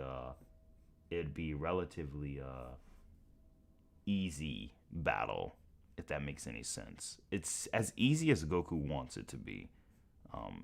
But the first time meeting would be probably a very high difficulty battle, nearly probably costing Goku his life to where he would be in that loop. And we know that Dragon Ball characters are casual, so it is possible for him to break out, but it's theoretical because at the end of the day, can he really? Or is this speculation? So I would like to say that I would root for Goku to win the battle.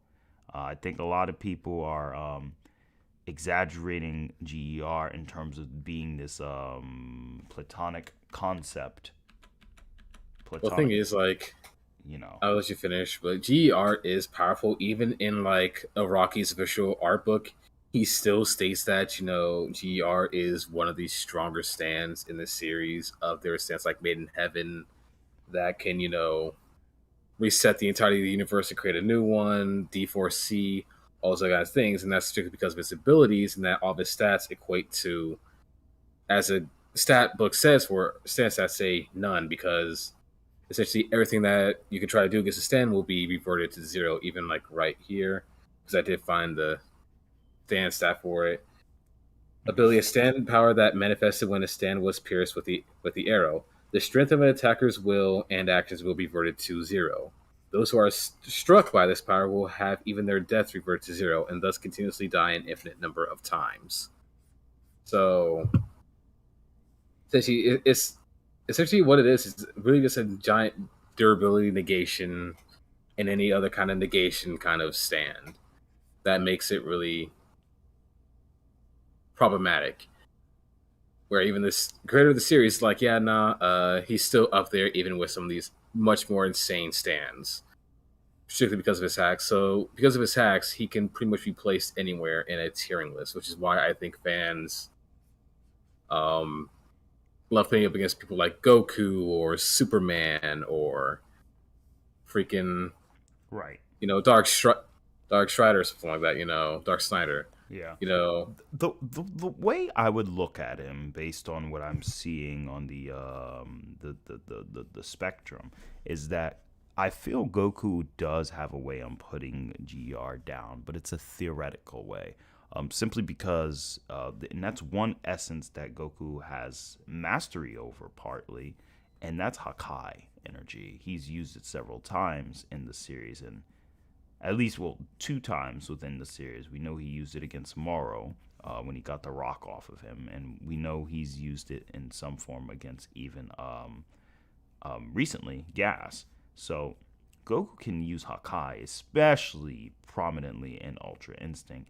The question now stands that, would Goku feel he would want to do it? If Goku is in a point where he is going for the kill, I feel he has the ability to erase GER, simply because to be able to revert to zero is fine, but we have to remember that Hakai removes all levels of material objects within a person. It also destroys you temporally, and we know that it destroys you temporally, as Beer stated, and that when erasing a god, it affects him on the time stream. The only Zamasus that weren't affected was the ones who had time rings.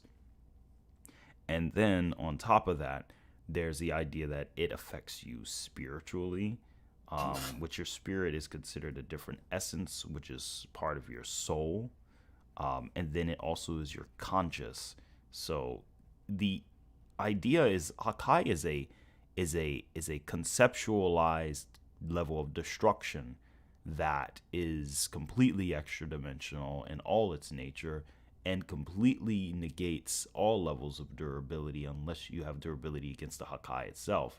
So with the Hakai at that level, it from and since this is anime manga combined with an anime scaled Goku, right, who can actively access Mastered Ultra Instinct, I don't know that. I don't think that DR could take this. And I don't think at all, even hypothetically, I think it is very possible to argue that he'd be erased out of existence. Because Hakai is a very underrated move that people think is only like a baseline. They just think, oh, it's existence erasure. Yeah, existence of what? Literally everything. It erases everything. Right. So that said, I still think it'll be a hard battle, regardless. Even if Goku's that much stronger, Goku's going to have to figure out that he needs to use Hakai to beat this guy. And Goku's going to have to do what Jiren did and break out of the time loop, assuming Goku can even do that in the first place. Because if he gets caught, how will his mind will be locked in a loop of experience. Literally the best Tsukuyomi that could ever happen, ever. Well, the thing is, what makes it worse is not even a Tsukuyomi. If it was Tsukuyomi, they'd just be mental. No, this is physical. No, if you I get know, hit once, it's worse. Like, that would be... No, I know. I'm just saying, like, in the idea of, like, when you're caught in it, Oh, yeah. you don't really get to think of your own thoughts anymore. It's kind of like, well, you're in it, so now what? Also, let me respond to this real quick, because someone did say that in Eyes of Heaven, from what I hear, or what I got, Girl has a weakness to 40 levels of reality warping, although the game isn't canon. So the thing is, with Eyes of Heaven, that was written by Araki himself. So it is canon to the overall JoJo multiverse, just not the main like series or timeline, in which, yes, Golden Spirit's Requiem was completely negated by, Dio over Heaven, but in this case, that's not an anti-feat for him, because Dio over Heaven, his whole point is that he can literally rewrite, change, and destroy realities on A whim. a very high multiversal level. Like, plus he had powers of like corpse parts. He had literal powers of Jesus at his disposal with some of the corpse parts that he got as well, along sacrifices. So yeah, the fact that Giorno got negated by that isn't exactly an anti-feat. The fact that Giorno was even considered a threat originally to the Over Heaven in that game speaks volumes of hating his stand. But yeah, I mean, that's really not exactly a fair kind of like comparison in this regard, because the Over Heaven is hacks to all heck in that game. Right. But yeah, no, Goku still wins regardless, though. But it's not going to be easy. And if Goku's not playing his cards right, he has the chance to lose. Now if it's Vegeta, then it's GG. I mean, I'm sorry. I don't know how to say it, but Vegeta doesn't care. I gotta say it like that. Vegeta doesn't care. He doesn't care. He's going to kill you. And he'll destroy every essence of time itself if he has to. Or at least the essence that his ability grants him. He's not no omnipotent time destroyer. I hope you guys like this little picture I did right there. Yeah, that looks sick. That's a really good Gold Experience Requiem right there. I don't know, man. I never drew it before. So I call cap on that one. No, I promise I never drew Golden Experience ever in my life. Not once. Not once. This is the first time, chat. Also, Noridia, I mean, MUI would help him not get touched, but the thing is, like, the loop isn't mental. It's very much a physical thing. Atari's just kind of using the mental aspect as an example of, like, how Tsukuyomi works, essentially. Yeah, because you can't... Say if you said you got caught and you're like, I need to break out of this. I can just break... No, there is no, I need to break out of this. You literally just repeat. You're like, imagine if you get caught and it's like, wait, am I caught in this? Wait, am I caught in this? Wait, am I caught in it? You don't have a chance to even think of a counter against the move. Because when you're in it, you're looped. Exactly. It's a literal infinite loop of death that you're going to be going. So the only person who can argue... So Goku is just the argumentation that can be utilized because of what Jiren has done. Because they bypass... Because we're using anime, they're beyond time. So looping them is really arbitrary because it's... Well, what if they just... Their key, their inner key and conscious just says, man, fuck this, man. And just says, man, forget this. Boom! Powers up and breaks through, Then it comes down to oh, are you serious, bro? And then there's also the bargain. And there's also the speed. But then there's also the, again, with Jiren, it's just, I mean, I'm pretty sure we can all agree that Whis would not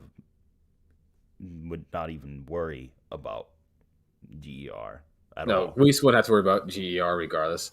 The only thing I have to kind of worry about is discussing is if the death loop is actually time based, or is it just just something else entirely. That's the only thing you kind of have to really worry about that. Yeah, is it in is it a time-based infinite loop that literally loops every essence of you, or is it just something you experience? Like, man, I'm literally experiencing death and over again. I can't break out. My mind can't break out. I'm literally like reliving this. Like, is it like that, or is it that? Oh no, you don't even know you're in a loop. You're just reliving the same thing. You don't. like It's painful to even think about. let me explain to you guys how bad it is, because some of you have watched it or read, but let me explain to you how bad this was. Diavolo, when he got hit with this, right after he had his time abilities completely negated by GER, you know, he got punched, knocked away, and he thought he was just fine. He's like, okay, so I'm gonna just get back, rebuild my empire. Let's know he's getting stabbed by a drug addict, who was high off his own drugs.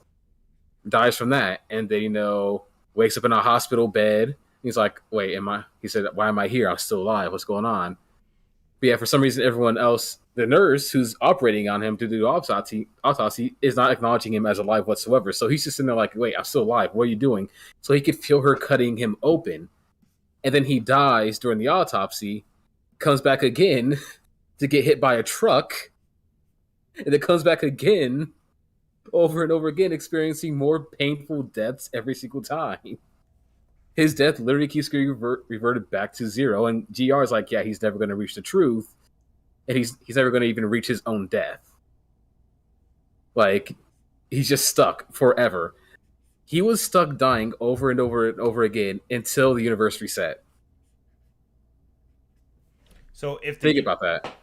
So it is time based. So yeah, until like a universal essence or outside source.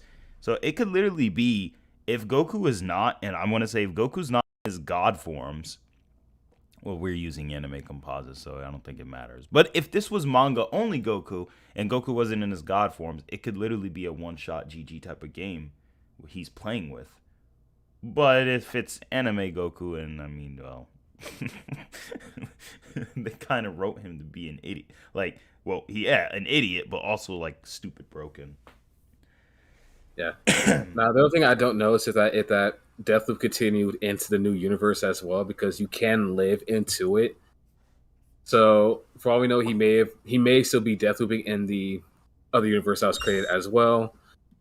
Goku in which the is definitely heavily crazy. implied, but we My don't guy know for shoots a sure light as of right beam now. So outside yeah, of the just black keep that in hole, which mind. would be impossible. Not even Also, a universe here's- reset. Sorry, Roz, had to cut you for a moment. I had a message that was read. Didn't mean to do that, but they Good. just got a message. Sorry about that. But I think they heard the most part of it. Thank you so much, Ariel Ramirez. I appreciate the $5 donation. Holy monkey nuts. That's awesome. Thank you so much. Yeah, guys, let's get some fires in the chat for Ariel. But yeah, Goku in the anime is crazy. My guy shoots a light beam out of a black hole, which would be impossible.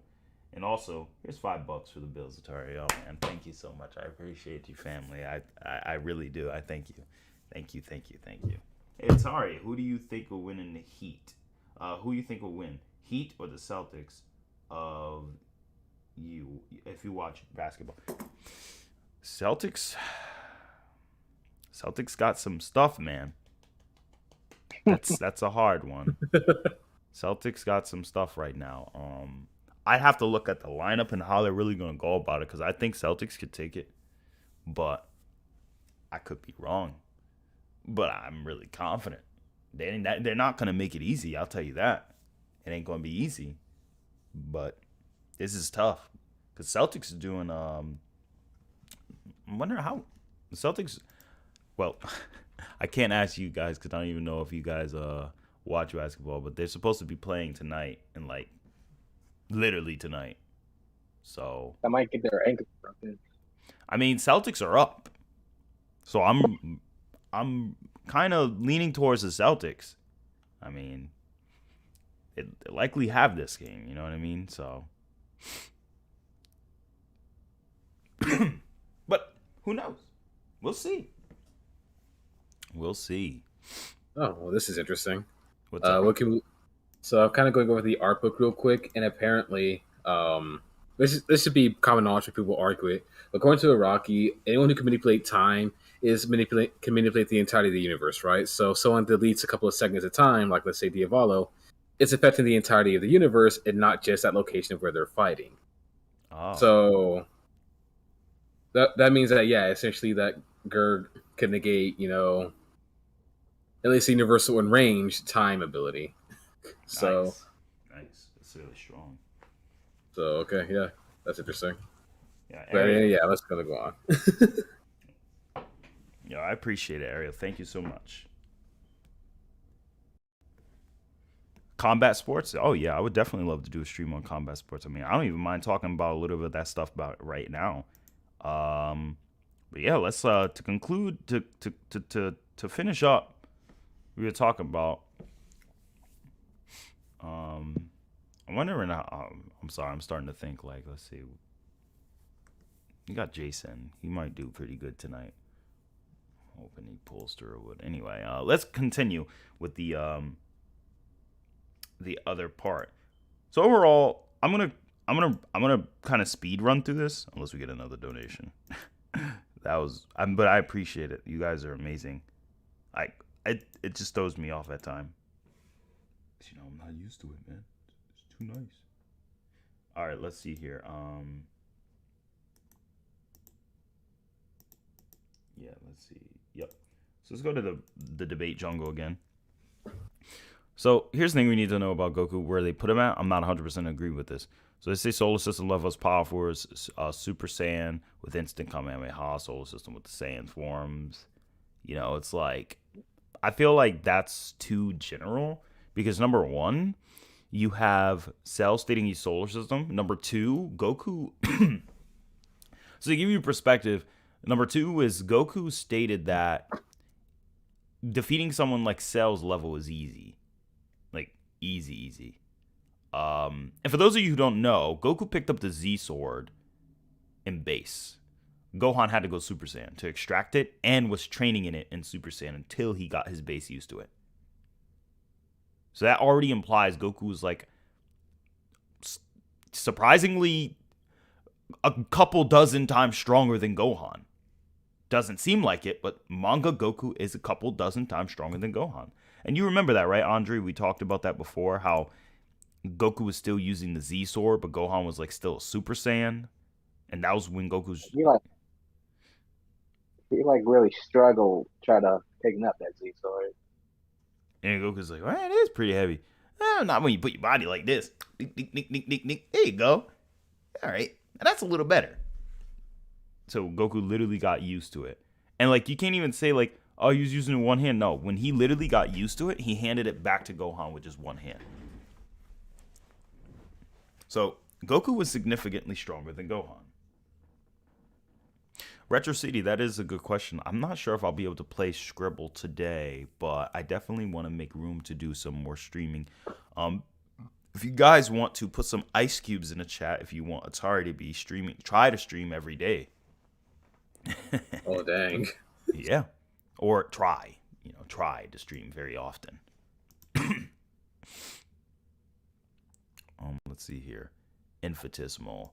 Yep. So we're not going to go too deep into this. Again, I want to say if I were to place Goku anywhere, even if it's manga Goku, I want to say based on the statement with Cell and the solar system, I want to say it's safely safe to say that the lore is more important than just law scaling. Because what people need to talk about, and there's a flaw in power scaling, and we've talked about it before. If you just go off of linear numbers for a character, you're missing the point.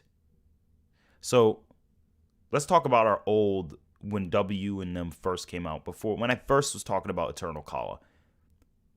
These guys, I literally stated that W is 50 times stronger than B, who was the character who blew up a moon at one point. He's 50 times stronger than him. I put it in the data book. My data book. I approved it. What can you say to really deny that? Right?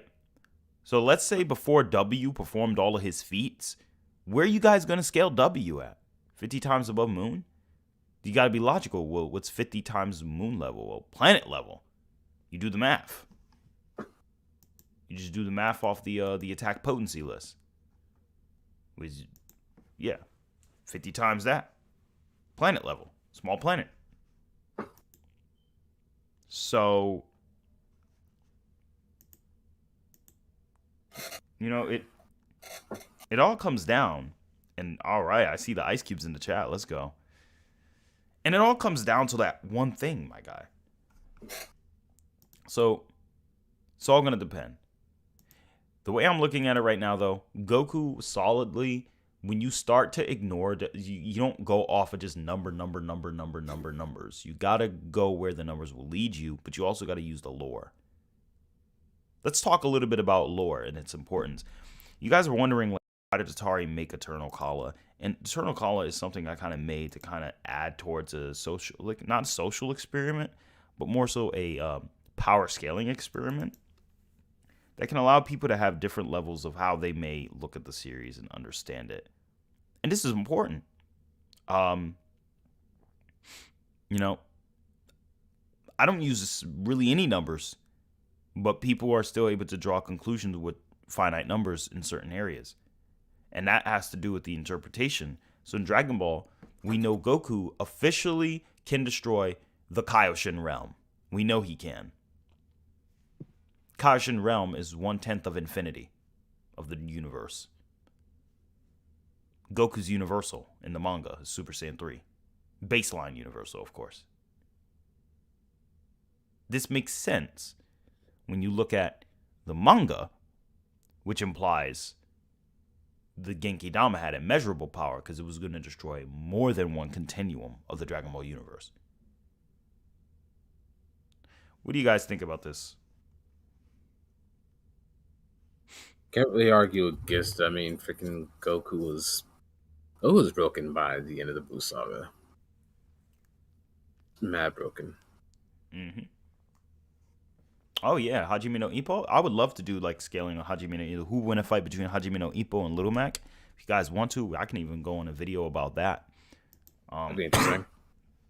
Oh yeah, I have the power. Andre, check the chat real quick. We're going to Atari. And like, Okay. but overall, I want to say like, Goku could destroy the Kaioshin realm, which should be universal to destroy. So, even if you don't agree it's universal, it's at least multiverse plus. I mean, oh sorry, multi-galaxy plus. Multi-galaxy plus. So, Little Mac, he can be. There are two scalings for Little Mac. You can get realistic scaling, or you can get him to moon level plus. And I'll tell you about that. Wait, Little Mac? Oh, is it because he fought Donkey Kong? Mm-hmm. And that is a canon fight. Okay, yeah. So has to go with that. But we can also use outlier factors to say, well, could also be an outlier in the sense of, do you honestly think Little Mac, based on the series and the lore of the story, is supposed to be moon level? Probably not. Like, if you ask the writers and developers, they probably say he's really strong. But remember, Little Mac he get one shot at from Mike Tyson. Now you could argue the Mike Tyson in the I was about to say One Punch Man, in the Punch Out series is godly. But, you know. I mean, he is, because wasn't it called like Mike Tyson's Punch Out originally or something like that? Or no, wait, no, that's some series. I can't remember. It's Majikayo, a planet, or Majikoi, a planet level verse. Good question, Donaz, or Joker. I would like to look deeper into that to understand if that is the truth. I would have to look deeper into that. Little Mac can't be human with his high hand. Yeah, he can be crazy. Wasn't that Lune level not much bigger than an island?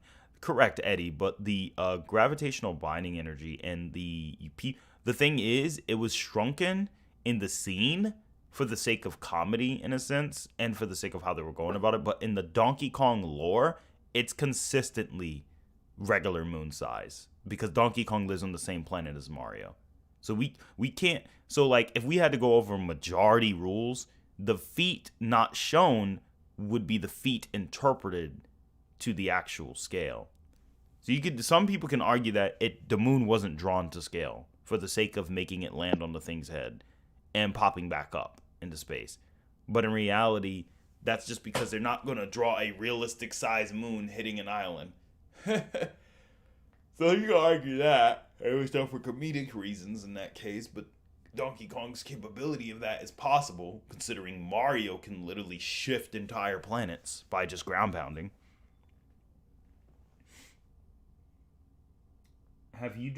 Yes, I do Baki scaling all the time. You can ask Andre. I talk to Andre, and even Roz. I talk to them all the time about Baki scaling. Which you weren't in there yesterday, but man, there was some hardcore Yujiro downplay going on yesterday or the day before. Oh, huh. So you got some. Yeah. We gotta correct that then. Yeah, it was in your server. I think it was Beyond or someone who was out there kind of like downplaying Yujiro. I was like, dude, I sense sin going on up in here. Yeah, we got to talk about a couple other things. Let's see Dragon Ball GT for a moment. So where do they cast that solar system, if I remember correctly? Multi-solar system. Super Saiyan 1 and 2. All right, I don't like these ads. Get these ads out of here. Okay, what the heck? Why did it turn blue? Okay. Get that ad banned. Oh my god. Please help me. These ads. Anyway. So at least Galaxy level plus with Super Saiyan 3. Interesting. And that's adult Goku. Child Goku 3A. Galaxy level. With Super Saiyans. Oh. With Universal Spirit Bomb 3A. Okay. Super Saiyan 4. Galaxy level plus. Can easily overpower Super Baby 2. Could easily contend with Great Ape. At the very least, be 10 times stronger than he was against Super Baby. Universal level with Dragon Fist. I mean, the fact that they at least has something remotely resembling Universal is impressive. That's impressive. Right? Yeah, at least, yeah, they're doing better in versus Battle Wiki in this regard. Mm-hmm. But still, it's very clear that Goku has reached the universal levels in base form, because GT is completely compiled off of the filler anime of Dragon Ball, which has Buhan's feet, and GT Goku is objectively stronger than Buhan. So, GT Goku base form should, even with conservative low ball scaling, should be low multiversal. With my scaling, usually, or with the general notion we use, let's see, versus battle. Okay, so jungles. The thing is, the afterlife is stated to transcend the infinite universe. So even in versus battle, jungles' logic and their tiering system, the afterlife still would be 5D. So, yeah, GT Goku base form is 5D. Stay mad. Stay mad. Anyone else want to challenge it, I'll body them. So, yeah, GT Goku is a Chad, and he's multiversal in base. Get mad. Stay mad. All right, then we got... Oh, they haven't added all the god forms. All right, he's Galaxy. Oh, hell no. Hold up. Oh, hell no. Base and Super Saiyan forms, Ultra Instinct, Broly. Okay. Hold up. Galaxy level. His fight with Beerus shook the entire universe, which is calc. What? Oh, shoot! Yo! No! You had it! Y'all are doing so good! What happened? What happened? Oh my. Did a crackhead make this? Galaxy level. Galaxy level? Hold up. Hold up. I'm putting this on stream. I don't give a dang. Toei, you can't. You have no rights. I'm fair rights use. I will argue it. If you ever try to do this, I'll take you to court. Y'all can't. Y'all. Shut up. You have it on you. Shut up. It's fair rights. I don't want to hear it. Fair use. So let me do my thing. I'm commentating. I love you guys.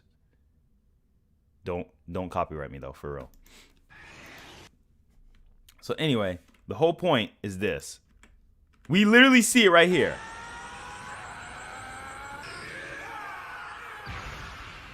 Boom. Literally. And they're using anime.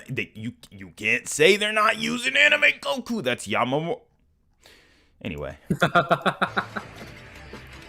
What's going on here? The consequences will be dire. So anyway.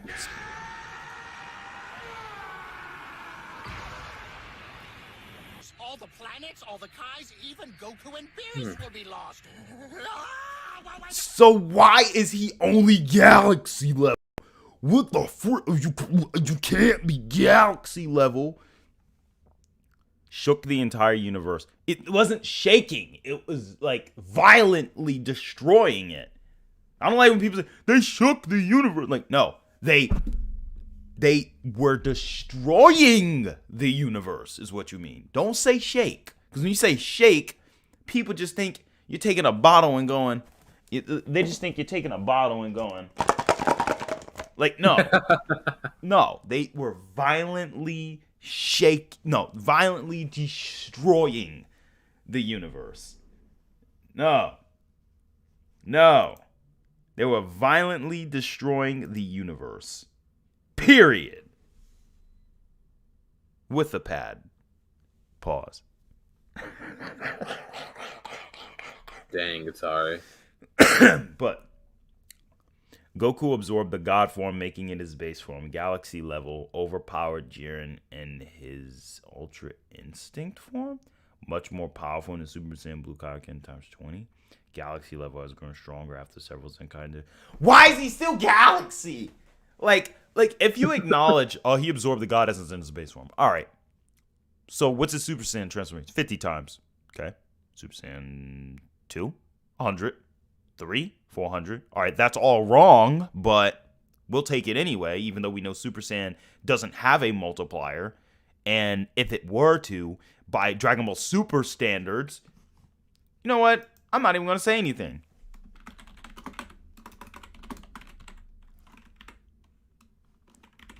Let's go ahead and watch the sub.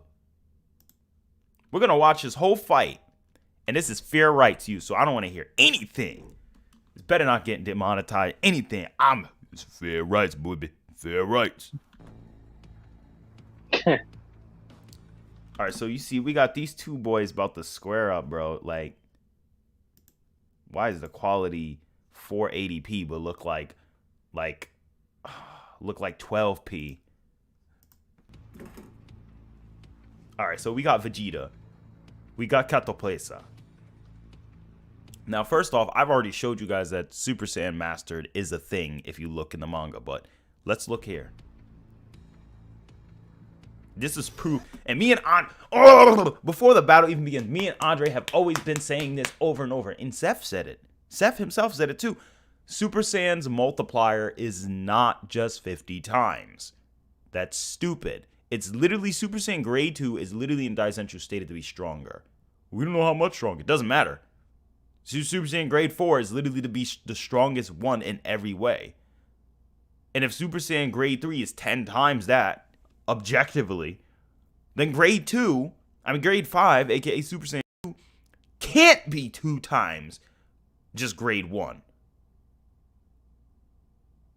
So Super Saiyan 2 can't even be 100 times base.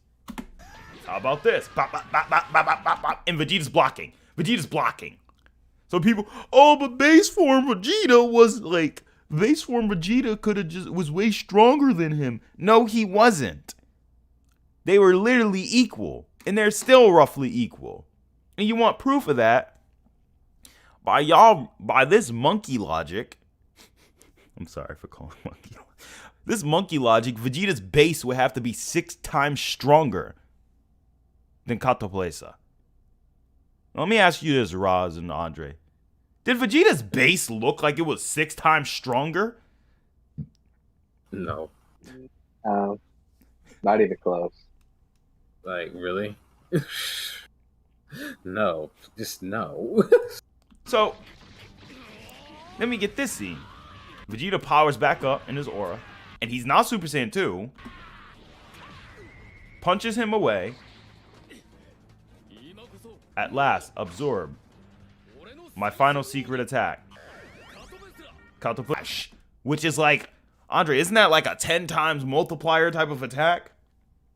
Yeah, at least. And they're equal. So, if anything,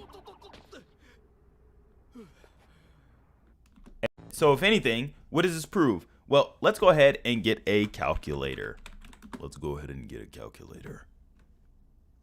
Okay, Yusuke Urameshi, you piss me off enough. Now, get a calculator so I can show you why Vegeta solos are verse.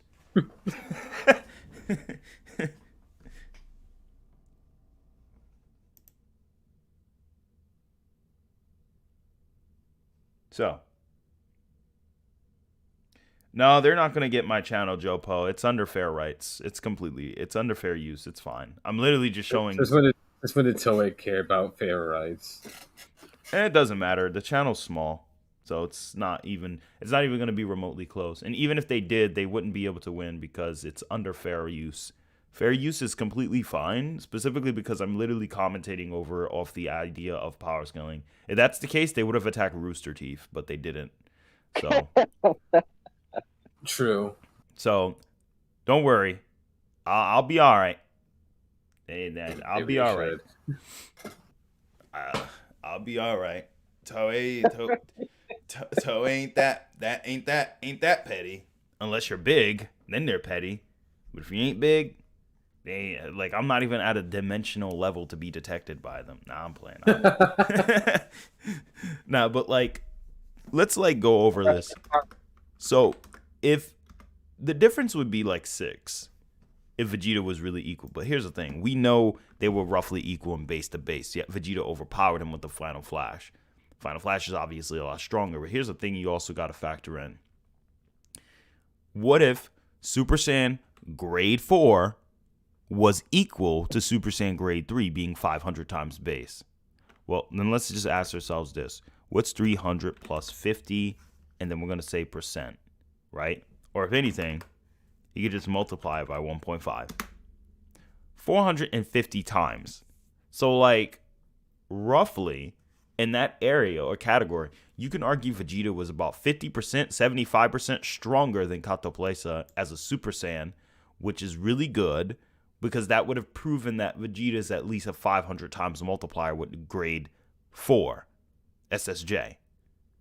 And if you want to keep it lowball, you could say it's just 300 times. But the bottom line is Super Saiyan mastered Super Saiyan Vegeta and every other mastered Super Saiyan should be roughly at that 300 times threshold. Now you do 2 times as the Super Exciting Guides apply, that's 600 times, which is roughly 20 times stronger, 20% stronger than 500. So you can argue that through that, if you want to say grade 4 is weaker than grade 3, because grade 3 is 500, but grade 4 is 300, thanks to Vegeta, if you multiply grade 4 by 2, you kind of get to coincide with the Super Exciting Guides, which makes grade 5 or Super Saiyan 2 end up being 600 times, which is still stronger than grade 3, which is pretty much the reason why it was stated to be stronger than all the other Super Saiyan forms in every way. So I think that is, if you want to go with that weird assertion, that's fine. But realistically, we know Super Saiyan mastered is 500 times, more than likely, or higher, as it's stated. It's stated to literally be as strong as grade 3, but with no drawbacks. You could draw out the Saiyan power to the limits. That's literally the purpose of the form. Other than that, let's move on. Did all of that just to say that. Thanks, man. Appreciate it, Vegeta Scales. All right, so let's go ahead and take a look at this. I just want to say, like, they even include Dragon Ball Super Broly, and Ultra Instinct is only galaxy level according to them. And this is anime. Yeah. I guess he took some notes from Versus Battle Wiki after all. Yeah, like that. Wow. Either that, but it's but it's also not 100% complete, and that's what it feels like. Because honestly, it's so bizarre to have GT Goku, who has an assumption for his attack potency. You know what I mean? And it's not even, and even Dragon Ball, and if they're going to count GT Goku being universal with the Spirit Bomb, why not regular Goku? Because he also gathered energy from the entire universe with the Super Saiyan 3 Spirit Bomb. Daizenshuu and Dragon Ball Super and Dragon Ball Z Kai, reinforced this idea. I noticed that a lot, though.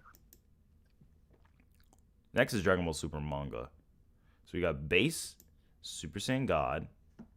Stop with these defeat these bosses games. I don't care. Super Saiyan God, Super Saiyan Blue Perfected, Ultra Instinct Sign, and Ultra Instinct Omen. Or Ultra Instinct Complete. Sorry. Huh? Solar System multi-galaxy level with Super Saiyan God are likely universal. Multi-galaxy level and likely universal. For pretty much, it's a repeat. Multi-galaxy to likely universal for all his God transformations. Weird, but better. What do they have his manga self at? Multi-galaxy to possibly universal. Likely universal. Wait, so his manga variant is stronger than his anime variant? I think so. I think what happened was they gave up on his anime variant because there's so many factors and variables, and the power scaling in the anime is so hard to really pinpoint down, because if they went with the anime, they would have to acknowledge him at multiversal. They know they would have to. And I think because of that, it's too weird for them to do, and there's also a lot to cover in the anime.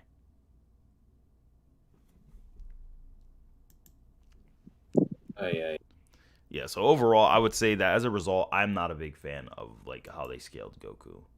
I'm curious about other characters, so I am going to check one of them out, and that's going to be, yeah. Well, I just didn't put the scale up. Debate Jungle.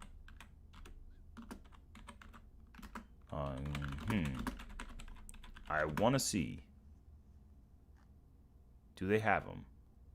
Do they have them? Do they have them? Who are you looking for? You'll see. You'll see. Oh.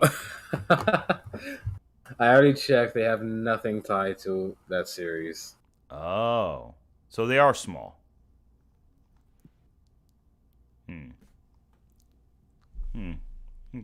Okay. They have nothing for Xenogoku, so, I mean, they're definitely small, but there's another one called Omniversus Battle. Oh, you mean Omniversal Battlefield? Mm-hmm.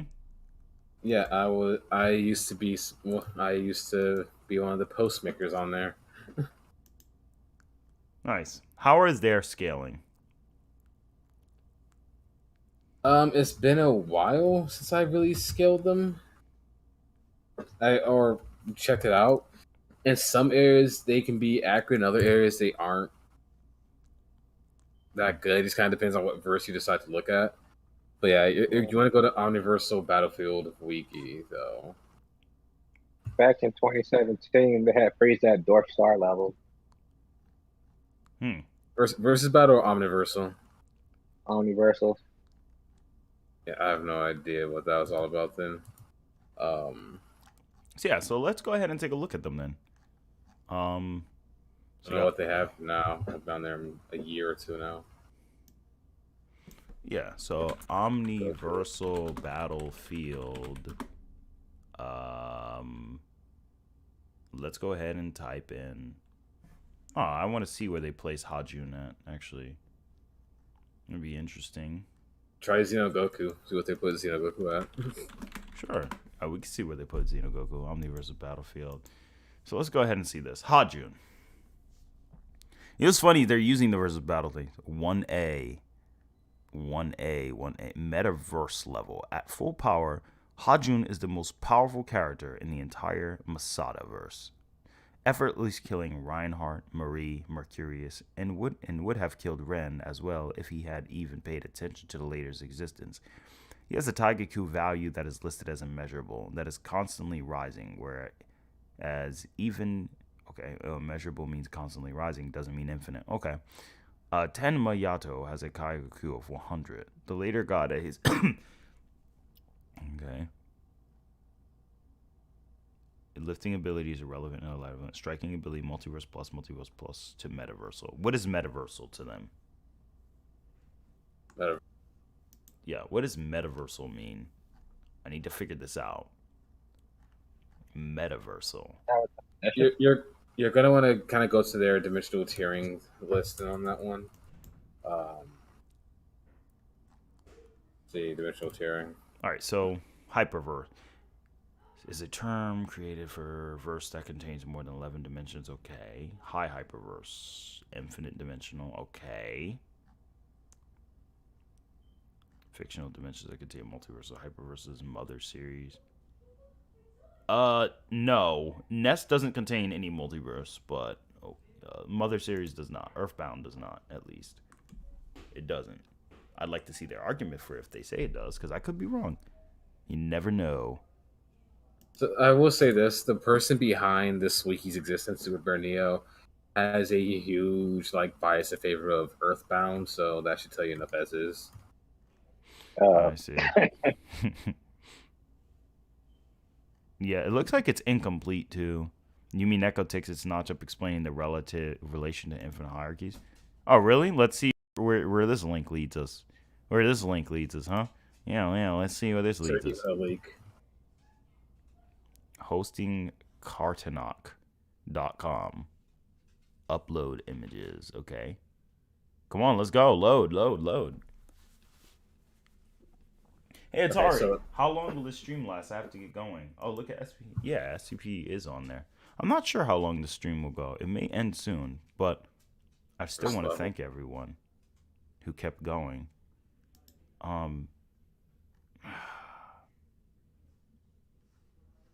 Yes, it's still loading. Yeah, I think the link is broken. Yeah. Well, I'm gonna look at their. Yep, it's broken. I'm gonna look at what it says, what they have metaverse at, what the heck metaverse is. So 1A metaverse. Characters who exist far beyond the conception of spatial dimensions and exist within the realm of metaphysics, beyond all science and totality.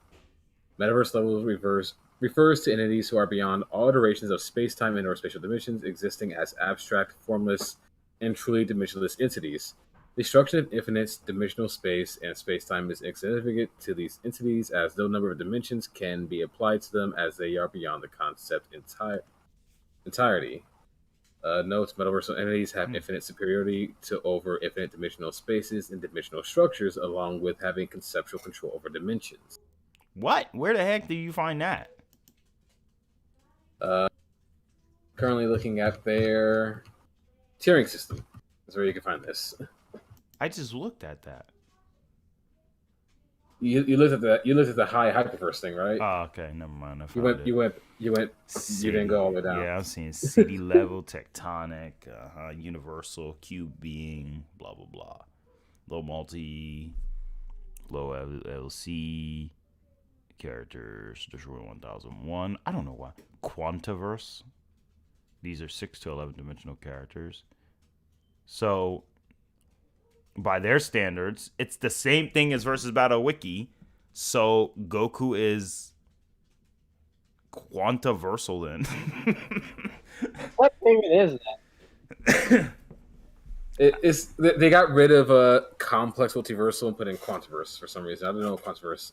I mean, is complex multiverse, in my opinion, works better because it's essentially a more complex version of a multiverse. So I think it's a little more suited. Okay, I'll feed you soon. We'll stop. Okay, boy? Good boy. It's okay. We'll stop soon. So, guys, we are going to be ending it soon. So I want to read the last couple bits of this. Let's Yeah. see here. Look at the high metaverse level.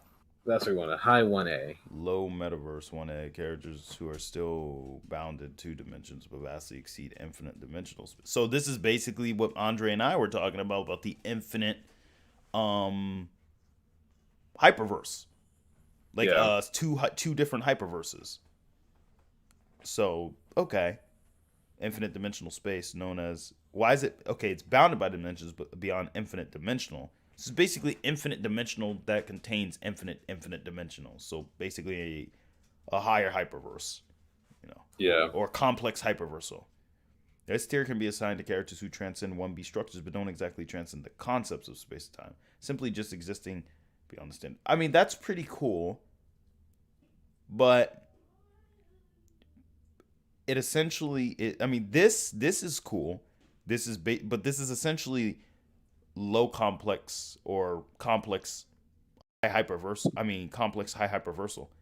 This is basically you're dealing with two separate groups of infinite dimensional spaces, because infinite dimensional space isn't bypassed. It's literally the Aleph null. You can't bypass it. Let's see. Metaversal characters who exist far beyond the concept of spatial dimension. Why is low metaverse? Yeah. What I read to you was metaverse level. So the why? 1A. Why confuse people? Just make a new name. Don't know, but just read the high one. That's where you want to. High. That's where you want the juicy one. I'm not even high enough for this crap, man. Let's see. Oh, no, it's alright. Trust me, it's really juicy. Characters who are extremely powerful, even for beings relative to the 1A tier, and far exceed those who have met the requirements of 1A. This tier is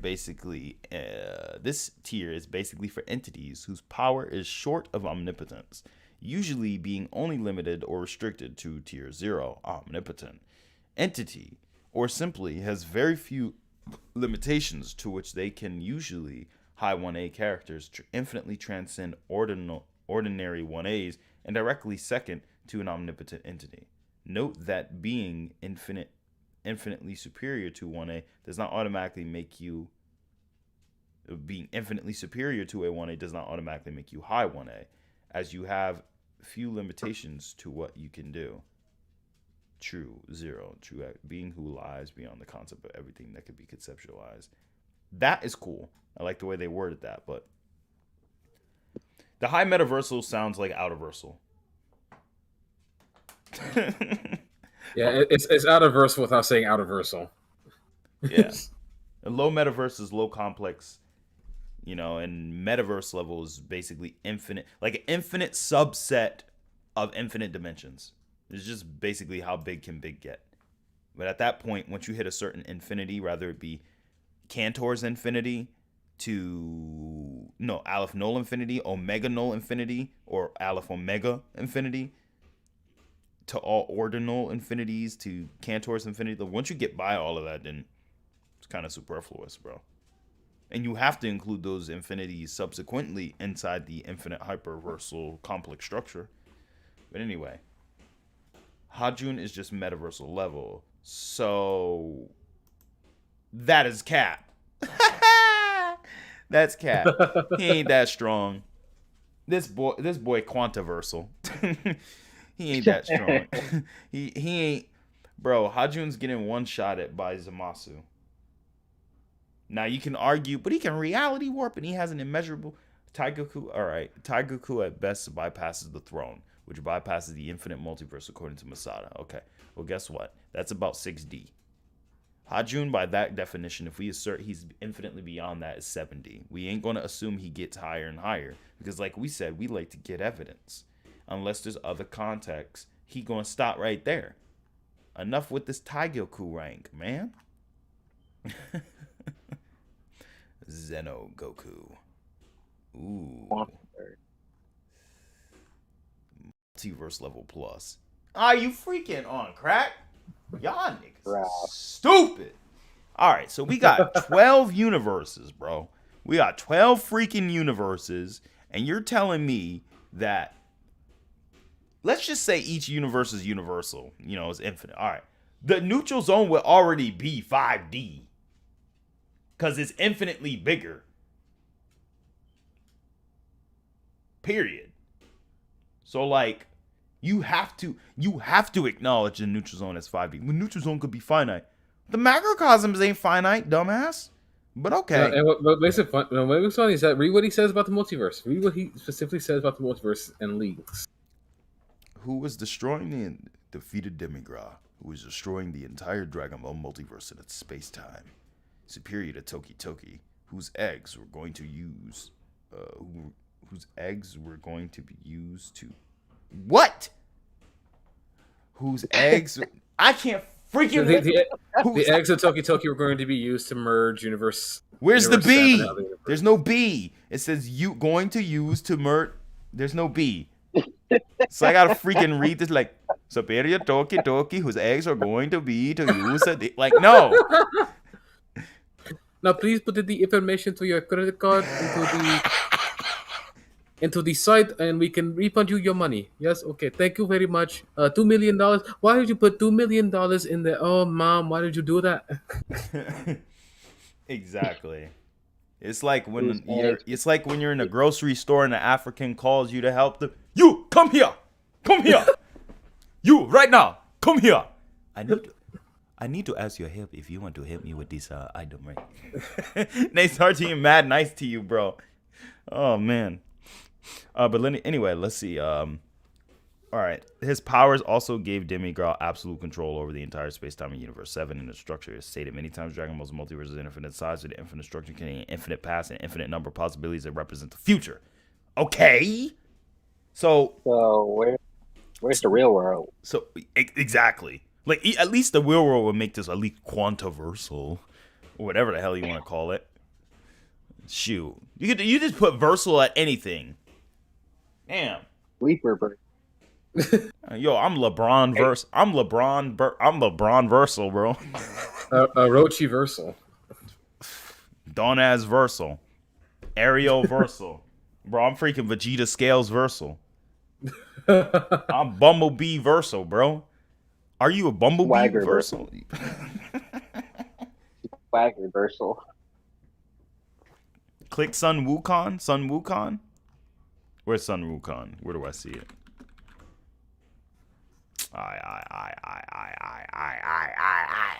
Also, I should let you know. That again, the creator of this website, who I've had issues with for specific reasons, for him downplaying certain SK characters, right? And I've confronted him on it. I wish you keep in mind. Just know what kind of person you're dealing with. He believes Ness can beat Beerus. What? He believes Ness from Earthbound can beat Beerus. Based off what, man? Ness can't even beat Majin Buu, and I'm telling you I think he said something. I think he said something like Ness became the universe and Beerus can't fight the universe or something like that. I'm like, what? Bro, I know that. Yeah, that's what I was gonna say. I know this. In fact, you can argue there's a low multiverse structure because Ness's inner mind is also part, and you can argue separate timeline entity. So you can argue low multiversal if you want to wank, even though we know that isn't the case. Because if it was, that game would have been too easy for Ness. But he's not that strong. He's universal plus though for sure. But here's the thing: what? Ness would lose to Buhan. Period. Buhan literally getting angry will crush Ness's mind. If Ness tried to take But here, I'm gonna screenshot this, and you can share this in the stream, right? I'm gonna screenshot this, his reasoning right here, as to why. Let me see if Monkey King. Oh, let's go. Metaversal, he managed to achieve nirvana, which, according to the Buddhist teacher, transcends all concepts and boundary. Good job. They mentioned that. High universe level terrified the dragon gods, the same beings who could create infinite realms. Why is that high universe, bro? Huh? Infinite realms, but it's like. Nah, don't question it. Just don't. High universe. But what if it's Ness? They have a hyperverse.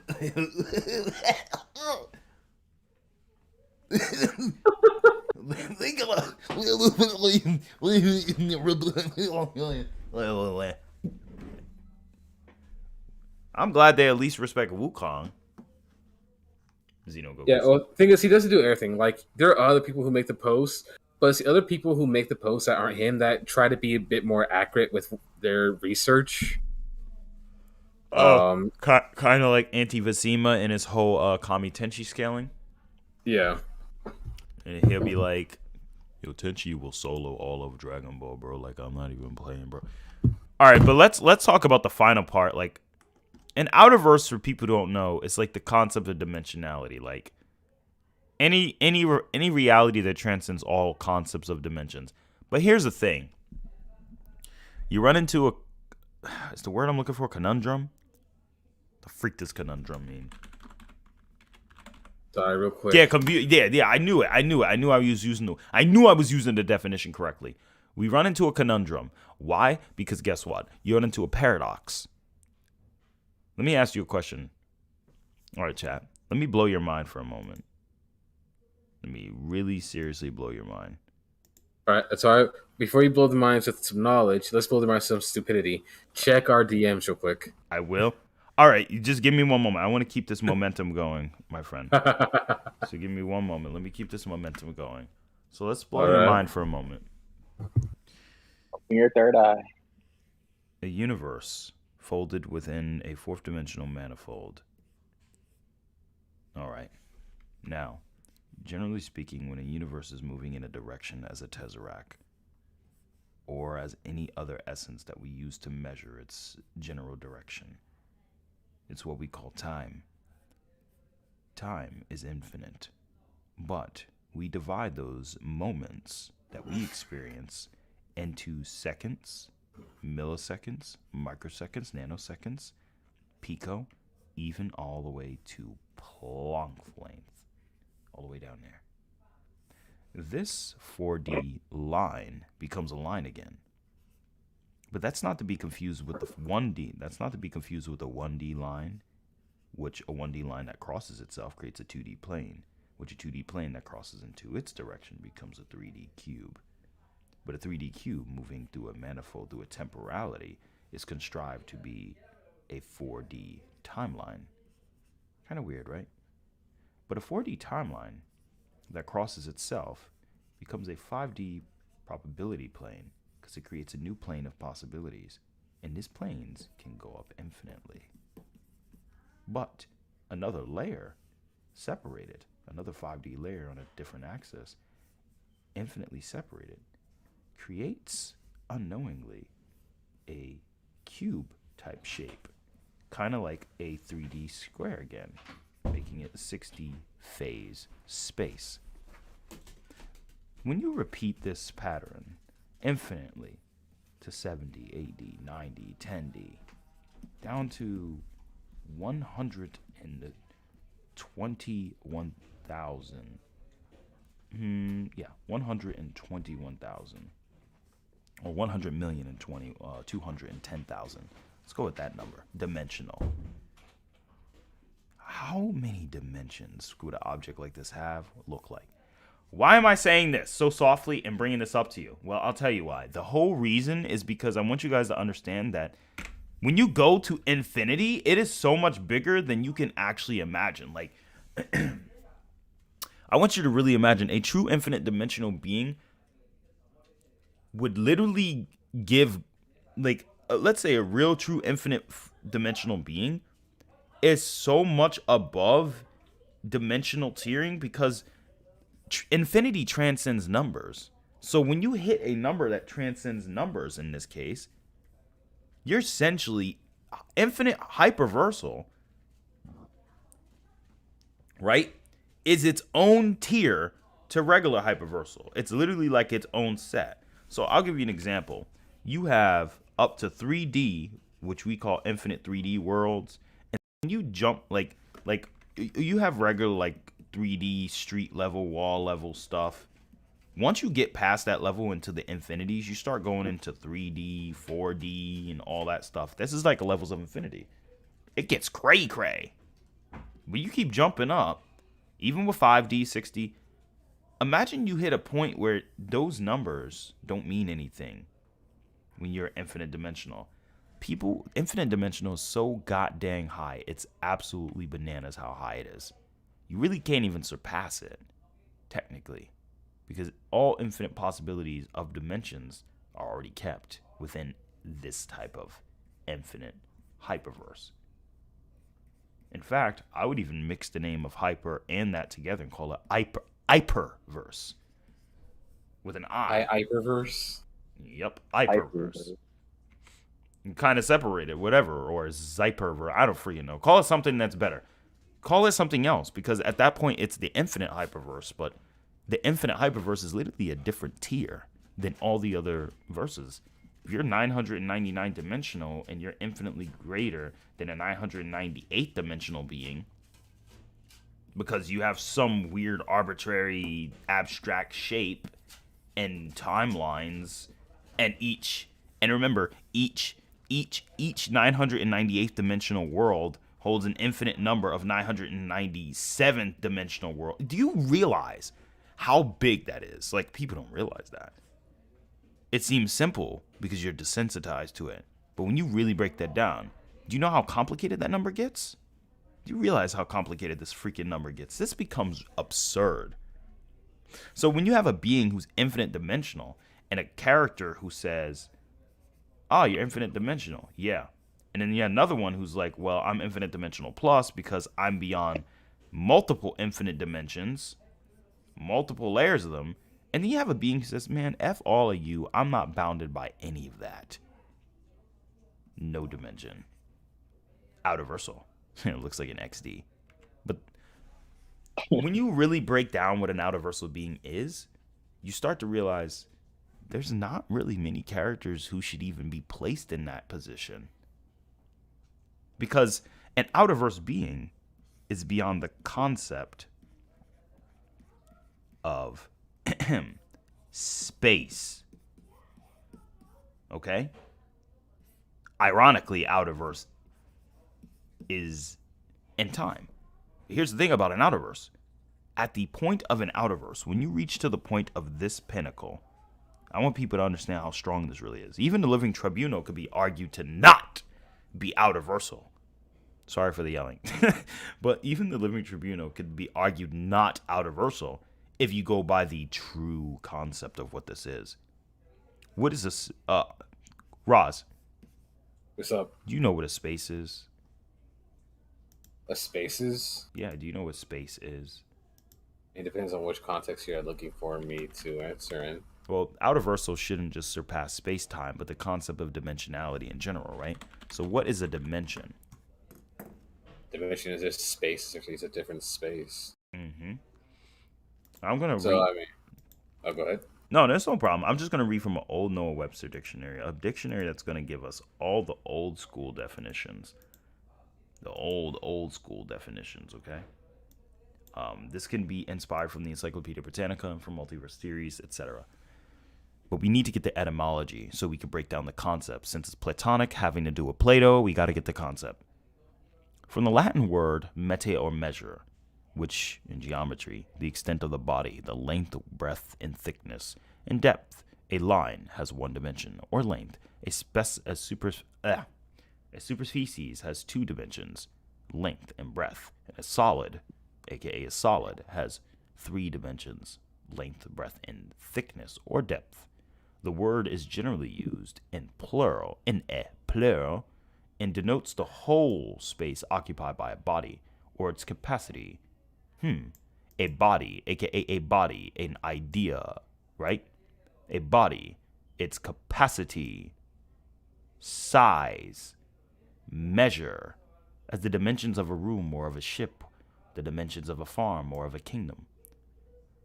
The dimensions means measure. Measure as a concept, which mete from Hebrew, to measure, to a certain quantity, dimensions or capacity by any rule or standard, which another second definition, measure, the limit, boundary, used chiefly in plural, and the phrases metes and bounds. Now we break down space one more time. Space, spatier, spatium, from Latin.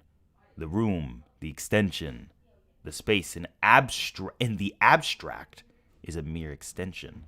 Pure space is capable neither of resistance nor motion. That's deep to think that back in the 1800s they were thinking like this, right, Roz? Yeah, that's some real big brain, like 4D chess stuff right there, like way ahead of their time. You see this, chat? You're gonna learn. You're gonna learn today, chat. Boy, you about to learn today. Don has broke it down and outer being, in my opinion, above everything, time, space, all infinite dimensions, including infinite D, and all concepts where their abilities all hold them back. Which is why boundless is higher, because you're bounded by any and everything, including your own limits. You're not bounded by your limits and the limits of everything that exists and will exist. Good job. I think Don has broke that down beautifully. That was poetry right there, bro. Well done. You know what, Dona's, that's really good. For that, I'm not gonna Hakai you or nothing like that. That was a really good explanation on outerversal or what outer be. Right, because the idea is the verse. Let's go ahead and look up what verse means before we go deeper into the definition of space. Verse. In poetry, no. In poetry, no. A short division of any composed particular chapters in scripture, not that type of verse.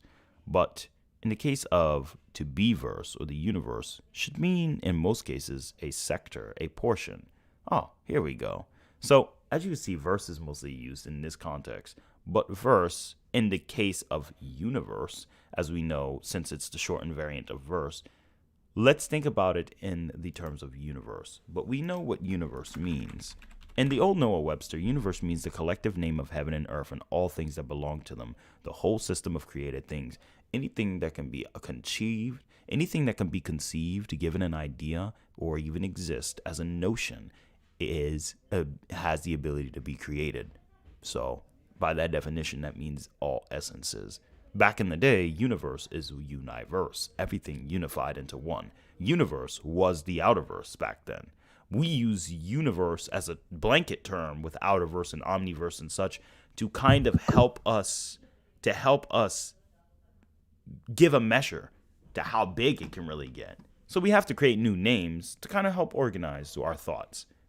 But anyway, the whole idea of why I'm showing you guys what space is in this case, right?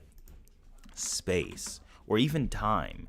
Time, as we know, a proper time, a season.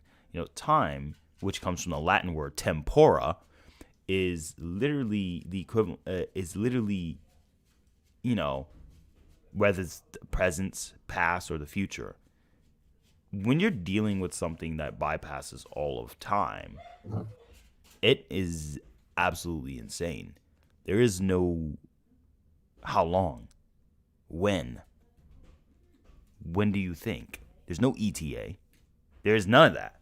So when you really break down what an outerversal being does, it's so insane it doesn't make any sense. It's crazy. So I'm going to go ahead and show you guys one more time through the artwork.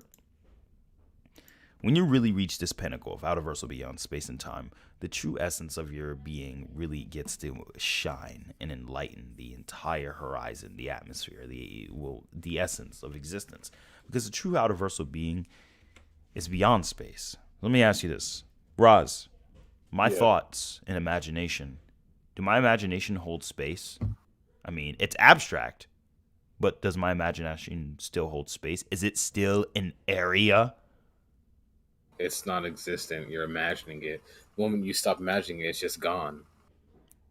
Okay. So, right. But like the imagination, the area where imagination takes place, it does exist, doesn't it? I mean, yeah. Right. It does. It's an idea. And ideas ideas take place somewhere. Everywhere has some place to go. So space, in the abstract sense, is the place inside your mind, space of the mind, the space of the mind. I mean, it has a space, right? So what I'm going with this is, if your mind has space and infinite dimensions has space, even if it's infinite space, And there's infinities that bypass infinities that bypass infinities that bypass infinities that bypass infinities that transcend ordinal, cardinal, complex, unimaginable, inconceivable, and indescribable infinities. And yes, those are all different levels of infinities, by the way, that transcend Aleph Null. Where the heck do you go after that? You can't go anywhere. So unless you just say omnipotence, true omnipotence. Right. So when you transcend the concept of space, nothing holds you back. You just know where to go. When you break down the extreme levels of outerversal, there is nowhere to go. Nothing could truly contain you at all. There's nowhere to go. Reach perfection. Essentially, yep. Because there's no space to transcend anymore. Space and universes of creation. Now, let me ask you guys this. Is a Platonic concept, even though it's a concept, a Platonic concept is still an entity that can be measured or an idea, right? Well, that's the thing. That's when it gets difficult. So what I'm saying with this is the difference between boundless and outerversal is that a boundless being transcends all concepts and ideas, all concepts, whereas the outerversal being transcends the very big concepts, such as space and time. Now, by doing that, time doesn't hold you back. There is no clock that can record how fast you are. So speed is completely irrelevant. It is no speed. You have no speed. What soft locks an outerversal being? Well, the idea of what an outerversal being is soft locks a lot of characters, because the outerversal being does not get blitzed. They just get outpowered.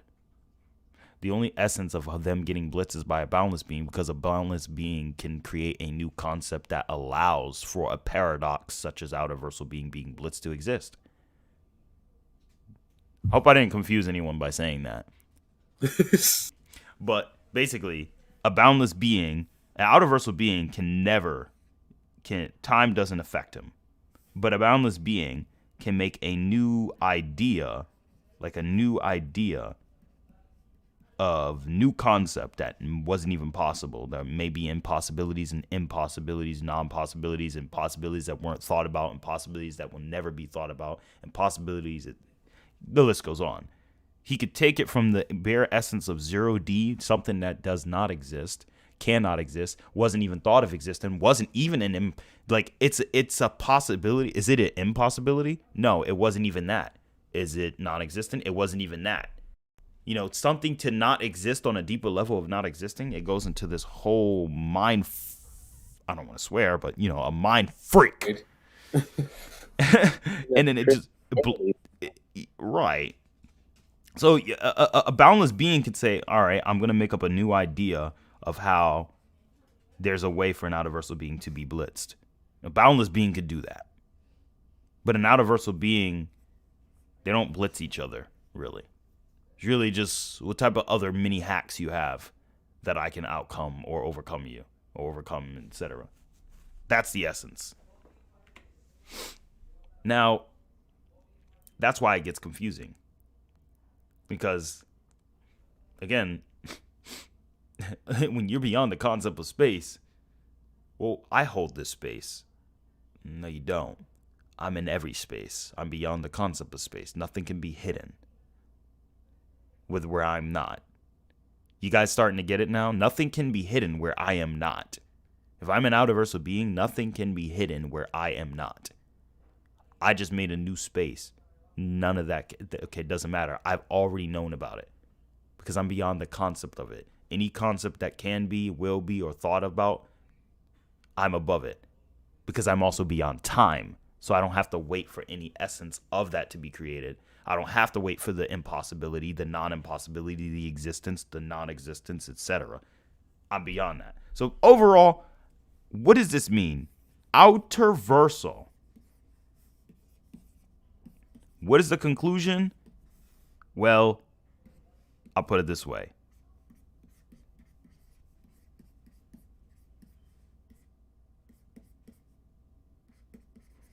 Yeah, it's freaking broken.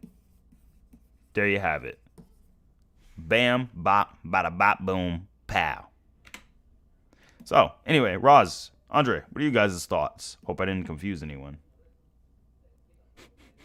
No, can't really disagree because we've all talked about this like over and over again because again, it's such a prevalent topic nowadays. You can't go anywhere now. It's like someone being, oh, this person's out of versal because they transcend dimensions and like how many dimensions and all that kind of stuff. But no, it's ridiculous now. But I think you broke it down, and I think chat has caught on for the most part pretty well, especially Donez or Joker in this regard. Just right. That's why I said Xenogoku. I wouldn't even give him out of versal privilege anymore. I mean, he should be like. It's weird because it's like in the perspective of he would be an out of versal essence compared to his own fiction,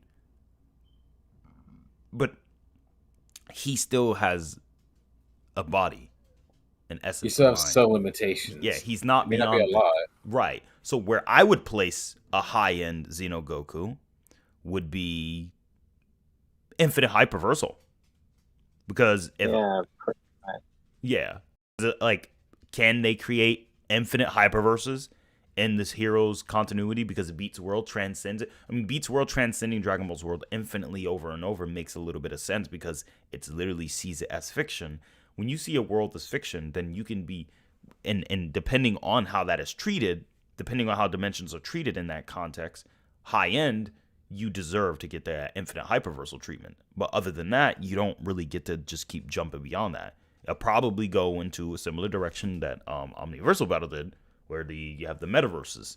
And I think that those are pretty cool because essentially you got infinite hyperverse, complex infinite hyperversal, or low complex infinite hyperversal, infinite complex hyperversal, and at that point, you would just say undescribable infinity hyperversal, paradoxal infinity hyperversal. You would create new tiers. You wouldn't really have any other way to do it because you'd have to create new tiers for new characters. But you can't really put someone like, is it Tribuno? Isn't he like a concept? Yeah. Doesn't he exist in all places and spaces of the entire Marvel universe? Yeah. And he doesn't have to really wait for anything to happen because he's beyond time. Yeah. So would he be out of versal? Well, it's difficult because, yeah, he would. But at the same time, the way Marvel treats him, he gets downplayed a lot. So I'm not sure if like the Tribunal loses on purpose, because I believe the true essence of his power should allow him to be at a out-of-verse level. You don't need to think or react to anything. But then we have Beyonder who's beyond him. Well, it makes sense because Beyond, but if you go by the Beyonder standard, Beyonder will be boundless, which he kind of is. Yeah, he should be anyway. He literally should be boundless. I mean, pre-retcon, obviously, but right. His body resurrected and ascended, therefore his existence higher there. So beyond, so there are out-of-versal characters. Those are the hardest tiers to get into, but they do exist. It's just I wouldn't give them immediately to every single person. I wouldn't say the in-betweener is out-of-versal. As much as I want to say he is, I wouldn't say he's out-of-versal because he's the in-between of everything. So, but I'm... Oh, go ahead. Would he be like complex infinite hyperversal, probably something like that? No, I mean, think about this. I know a character who straight up has like a sword, similar to like Anos Voldigo, who has a weapon that can transcend like all dimensions and crap like that. Should I just place that character immediately at out-of-versal or something like that because it transcends all dimensions? No.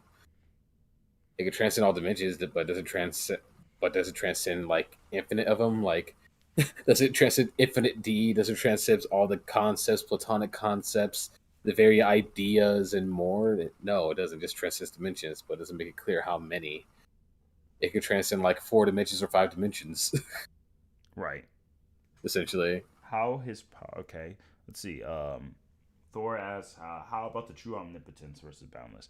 True omnipotence does exist, in boundless too, but I wouldn't really use those categories too frequently. They can cause a lot of problems with power scaling and can lead to a lot more confusion in the future.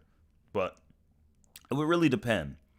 But question: Isn't insanity manipulation just part of mental manipulation? Yes, it is, Lux. I think that is. So, oh wait, sorry. This is an interesting one.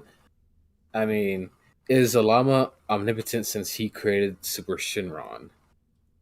That's an interesting question. I would say Zalama is extremely powerful, and he probably could very much be connected to the god of. He could literally much be the Shenron of the angels or other higher beings. So who knows? He could truly be the true creator because it's called Dragon Ball. So him being the true essence of everything wouldn't be that, like it wouldn't be too weird. I mean, for all you know, we might have a realm called the Dragon Realm, which is infinitely beyond all timeline, all essences with Dragon Ball, and some hyperversal space that the final villain is like, I'm gonna blow this up. I mean, don't the dragons essentially have their own realm in the Dragon Balls itself, essentially?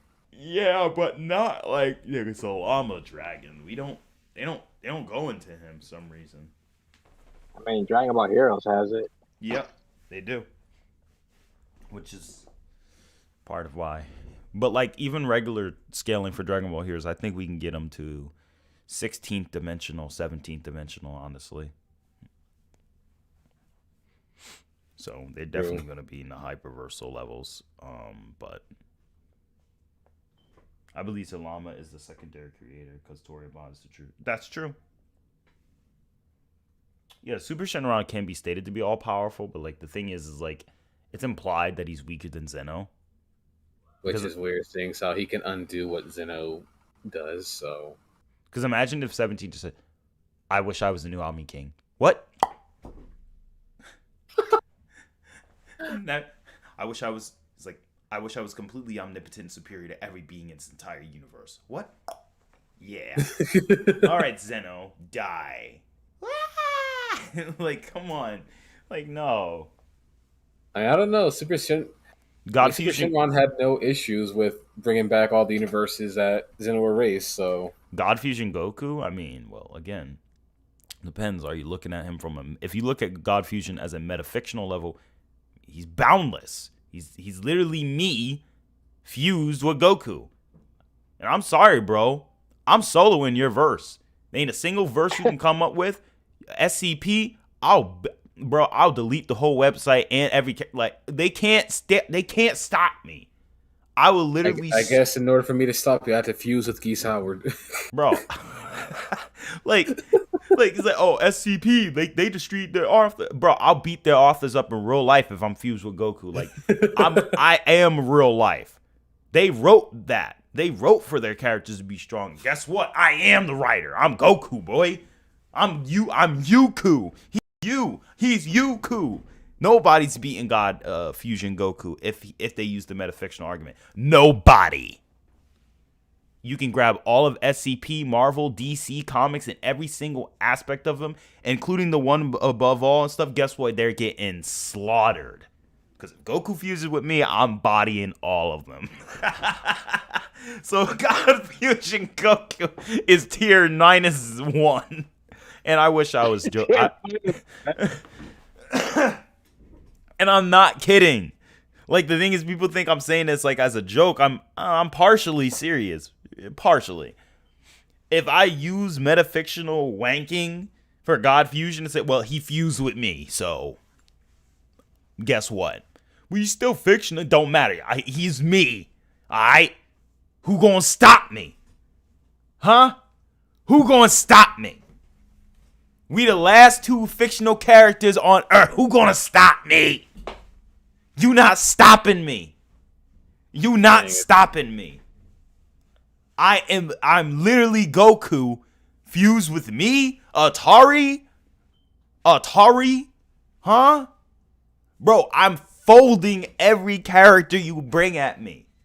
You could have an author right now make a character that transcends infinity, infinites, that transcend omnipotence and makes omnipotence look like zero-dimensional characters, and they reach an entirely new subset of infinities that continuously transcend infinities.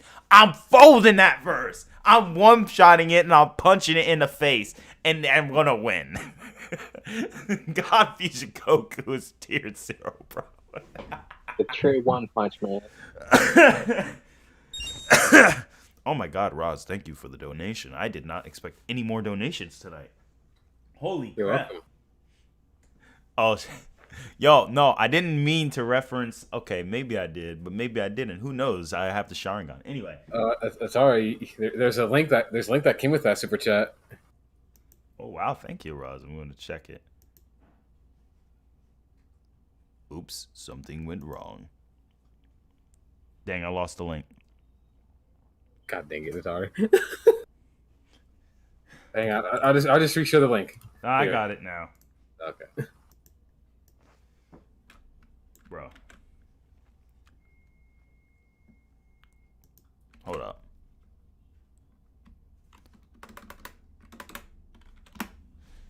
Dude. Predictable. Predictable. Why did he send me geese? How is it predictable? You're going off. You're like, no one can stop me. No one. So I was like, let me just sneak this in real quick. That's a good one. Like, exactly, Bumblebee. Who gonna stop you?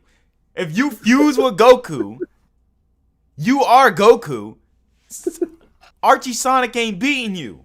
Well, what about Toriyama? No. Look, Toribot. I don't know. Toribot ain't beating me either. But he's the supreme creator. He made Goku. It don't matter. Like, Goku's part of me now. Force Spirit Fission, guess what? To me, that's just an idea. I'll slap Vegeta right upside his head. Everyone click on the link, by the way. Everyone in the chat click on the link. Oh, bro. Everyone got geesed. Oh, Take bro. another God Fusion. Get a God Fusion. God Fusion is literally the most broken, stupid thing you can ever conceive as a character for any type of battle versus battle. Because, like, who gonna stop you? You literally fuse with the character itself. Oh, but this character threatened to destroy the reader. Well, guess what? He didn't. I'll beat the brick. It's like, get your dumb ass out here before you get jumped. You try that. I'll beat Kukuri to a pulp. I wish he would. Ugly motherfucker. Nah, I'm playing. Let me stop. Okay. Oh, dear God.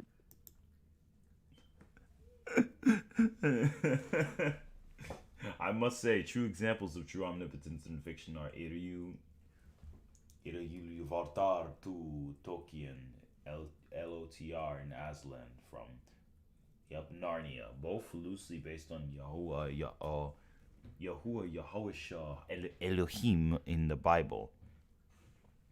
And just because I said Elohim like that doesn't mean I'm going to tell you guys that I do. Anyway, I'm not going to get into that because people can be like, Atari, you speak Hebrew? No. Anyway, I'm a fuse with Toribot. Bro, like, I will literally go up to Toribot. Like, Toribot is just a fictional depiction of Toriyama. I'm beating his... Bro, I'm folding him. I'm folding this bootleg hunk looking behind from Resident Evil 4 right into the ground. Bah! He's getting folded. If I see Toriyama, Tori's like, I have the rights to that. It don't matter, man. You old. You can't... Nah, I'm just playing. I love Toriyama. I can't say that. But as far as, like, any fictional character, bro, I'm folding him. I have a character who's made to be infinitely stronger than anyone he fights. And I'm still folding him. And I'm folding you for making a character like that. Like, stop playing with me, man. This dude said, I mean, Anos Voldy Gold. I think he meant Anos. Whatever. If Raleigh can fold Toribot, she did. Raleigh beat Toribot. She folded him. And if Raleigh folded Toribot and she's boundless, and Beerus can erase her, Beerus is boundless. So Ness is getting folded.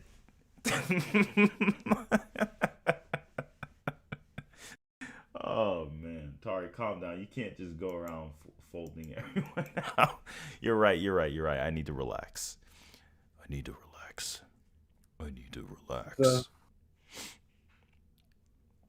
Me versus Atari fused with Yuku versus me versus fused UQ. Bro, Bumblebee, at that point, it just becomes... See, we're still both beyond boundless. It's just a fight between two boundless beings, IRL. So we gotta meet in the boxing match. And, like, you just gotta... You know what I'm saying? Now, imagine if Mike Tyson fused with Goku. Who gonna stop him? Oh, no. Nobody in real life.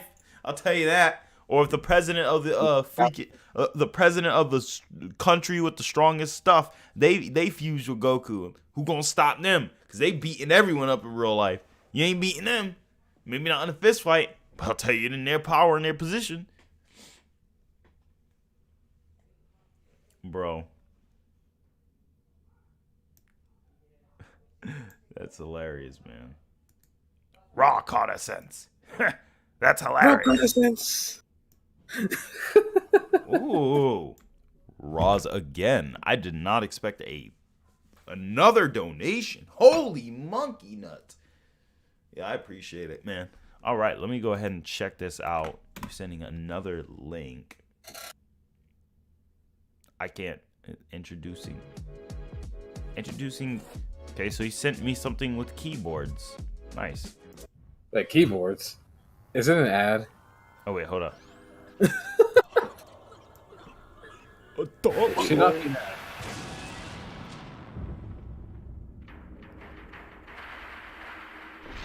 Wait, that is an ad.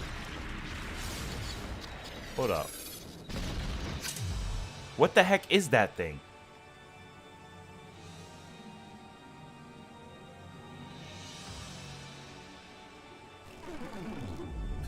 What is that thing?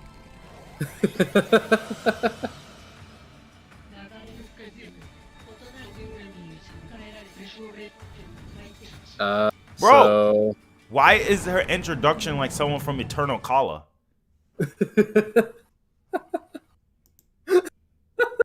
Goku so this comment is legendary, bro. Yo, hold up. That is Otama Regal. Everyone should click on this video and just put Goku so. Oh dear God. Goku so I don't know. I don't think Goku's taking on Otama Regal. I'm gonna be 100% honest on that one. No, but like Xeno Goku though. Unless you use the highball Tom. No, yeah. Then we're gonna have to get. Wait. Thor, that was the King of Fighters. Bro, yo, Baby Bolt. I mean, Baby Bumblebee. I mean, Baby. Bumblebee. Calm down. Isaac was like, altruistic Shaggy? Like, that's Link's man. Retcon Kid Goku fused with the Yuku. Bro. That happens. Dad character. Then you ain't even beating them in real life. They're gonna be like Jim Carrey. Oh my God. Master Crow's gonna be like, why am I getting Goku Solo's comments? Whose channel is this? Hold on, we gotta Jat Crow. That's the channel's name. He's gonna be so confused. Yeah. He's gonna be so confused. Yo.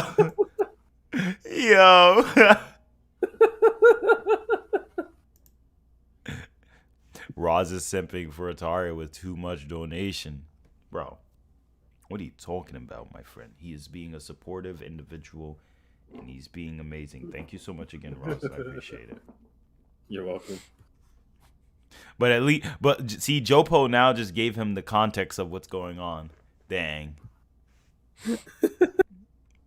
Dang, man. You let him know. Pre-retcon coup and Yuku solo, everything. It's just gonna be funny. He's like, Goku, so who the frick is Goku solo? Bro, I gotta see like how many more comments.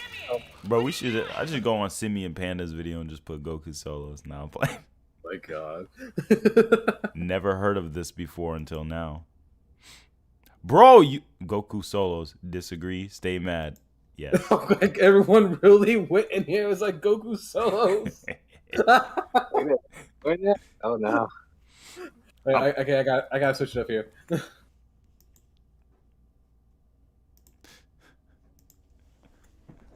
Oh my goodness. Yo, you guys, shout out to Jack Crow. Everyone at least like the video and get his likes up at least. I mean, I think that would be a very nice thing to do. I mean, he uploaded some good, he's uploading stuff for us to see. Simi Panda's just looking at me like, bro, when is your gains? So, yeah. That's interesting. Nope. Sussy ad, though. What up, Atari? How you doing tonight, homie? Going down? Hey, what's up, Caleb? Hey.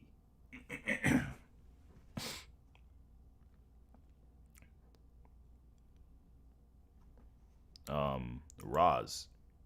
What's up? Did you see the new scan of The eternal color? Oh. When did you send it or share it? Oh, don't Because worry. I may have seen it. Oh, don't worry. You'll see it soon enough.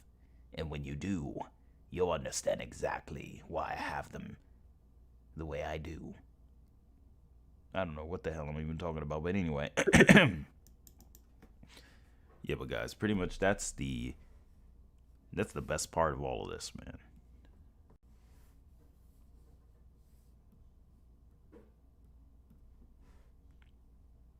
Dun, dun, dun, dun.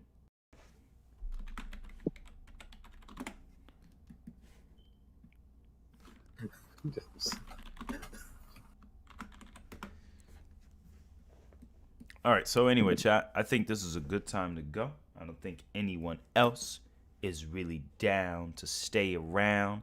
We can go and head into Discord, have a bit of fun. And then I think that's a good way for me to end the stream because I did not eat today, but I think I need to eat later. So I'm going to have him do that. Hey, it's hard.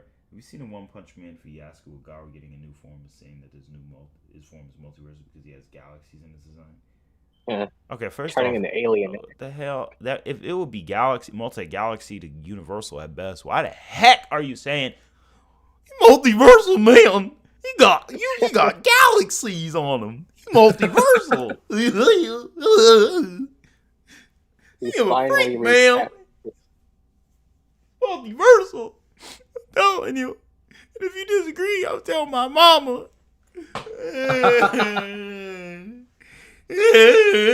Like, no, shut up. Ain't no multiversal. One He can punch. probably fight Fat Boo now. We're That's a start. He running from Ryuko again? Yeah, he is. Hey, man, I appreciate it. I don't know, but I love it too. Adrenaline going through my veins. The YouTuber of that video. I gotta see one more time. What's that YouTuber gonna say? Be like, man, I gotta. He hasn't responded yet to all of this. It don't even matter.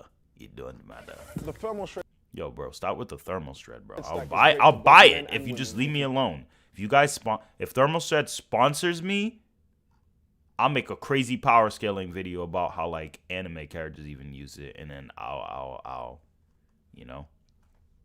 if y'all do that, sponsor your boy. Goku solos, Raw solos, Tar solos. Nobody beating Goku. Tari has sent emissaries here to give tribute to this video. Dang, Thor's hammer, you're not supposed to say that. That makes it Goku solos, Atari. It's all good. Whatever. There has to always, wherever there's a party, there's a pooper. No, I'm just kidding. I'm just playing. Gotta be a war in the comic section. Bro, everyone's gonna start fighting in the comment section. Like Goku Souls. It's like, man, I'd had 0 comments on this. How'd I get 15 comments? Yeah, they're gonna bring up Thor and Superman. We should just go on Death Battles videos, bro, and start rating and just being like Goku Solos, Goku Solos. They're gonna say Ultra Instinct's 20 times stronger than Super Saiyan Blue. No, you don't gotta delete it, Thor's hammer. I just think I don't know. What do you guys think? You guys think he should delete it, not give away the context of why everyone's saying it? Because you don't want to be like Atari sent emissaries. Because I don't know. You should probably delete it just for now, because that definitely comes off a bit as a bit like someone was told to go and raid my channel. Yeah, and then it might come. You know, y'all. I don't want them to think like harassing me, man. There's all this Goku solo spam, man. It's okay. I'm the one comment that stands out here compared to everyone else. How about that? Delete, bro. He said, I'm just thinking of Terry. That! Yeah, it'd be different. I put Otomo Regal Solos Goku. Death Battles family might dox us. What the heck do you want to dox about me? Oh, his name is blank blank.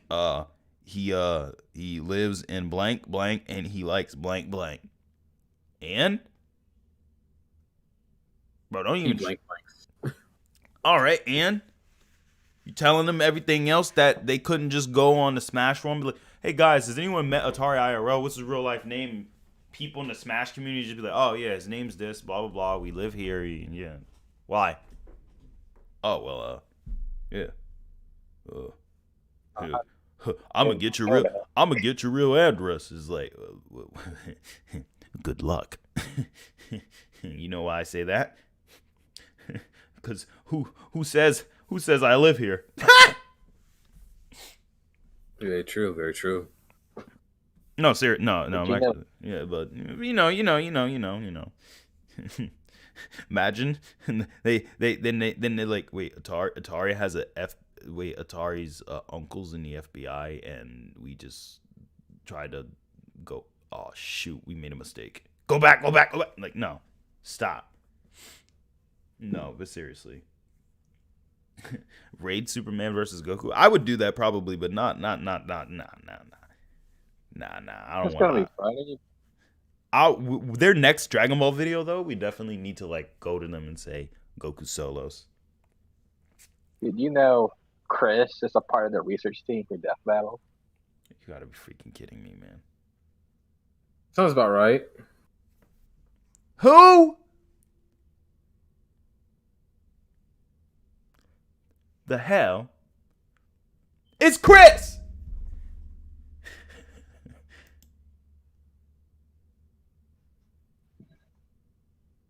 Who the freak is Chris? Who the f is Chris? Everybody hates Chris. Well, tell Chris that if Chris doesn't shut up, I'm going to get Will to slap him. So, anyway.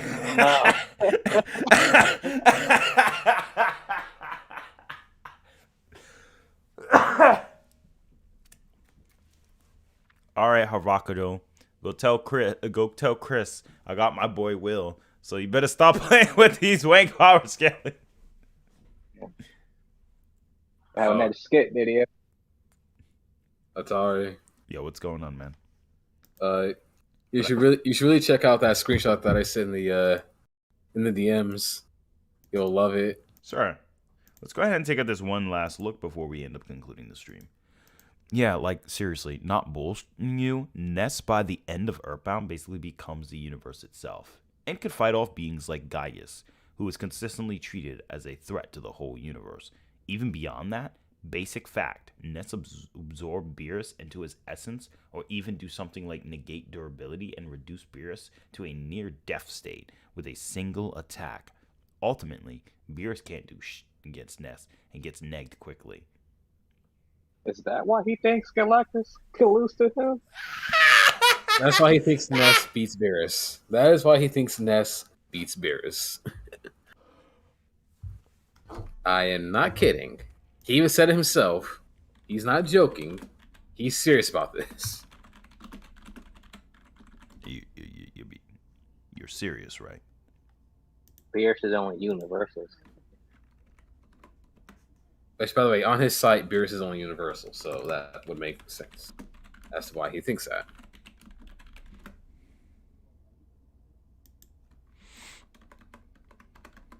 There's even a whole video that he did about 10 characters who can beat Beerus. He has Hades from Saint Seiya, the main villain of Lord of the Rings.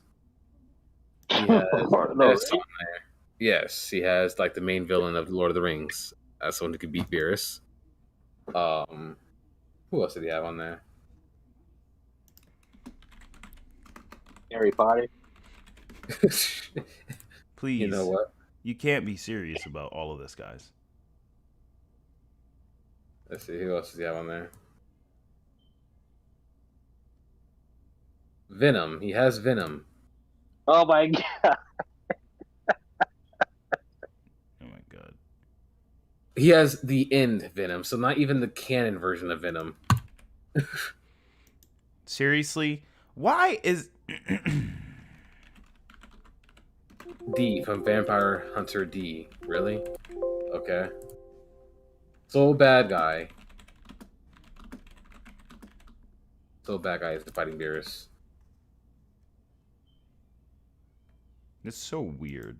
And Sailor Galaxia, oh my god.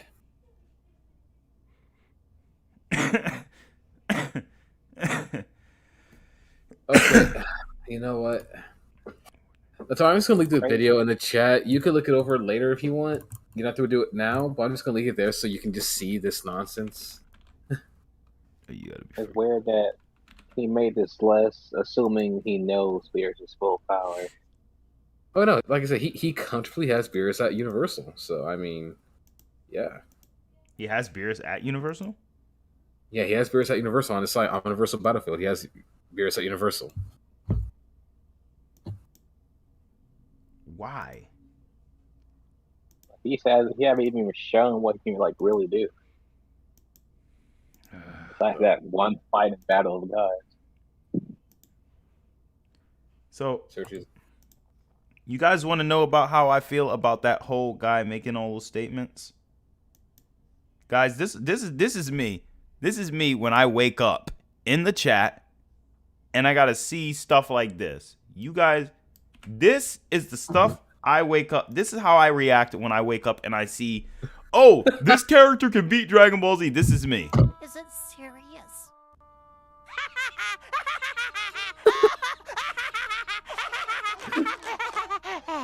I hear him furiously drawing. Or That's me. That's literally me right there. When I wake up and I have to see that dumb bull crap, bro.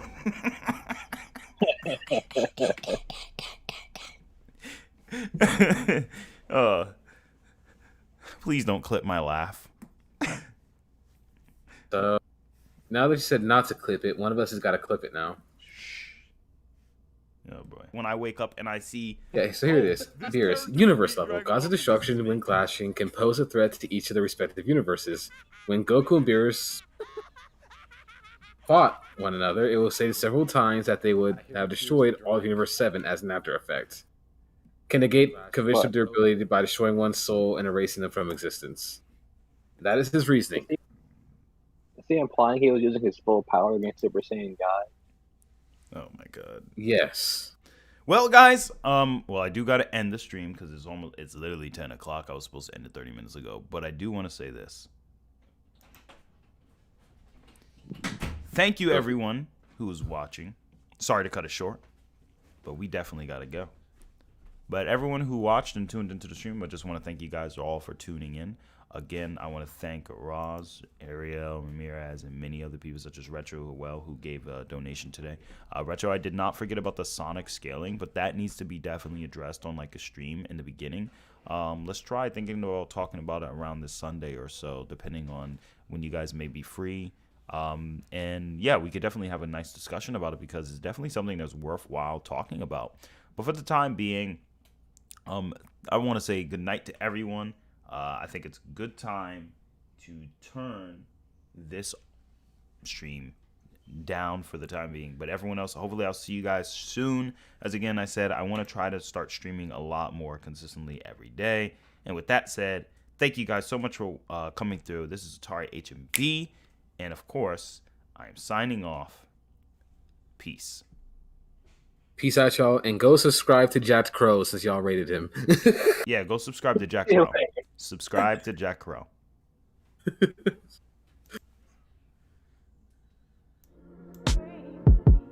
All right, I would say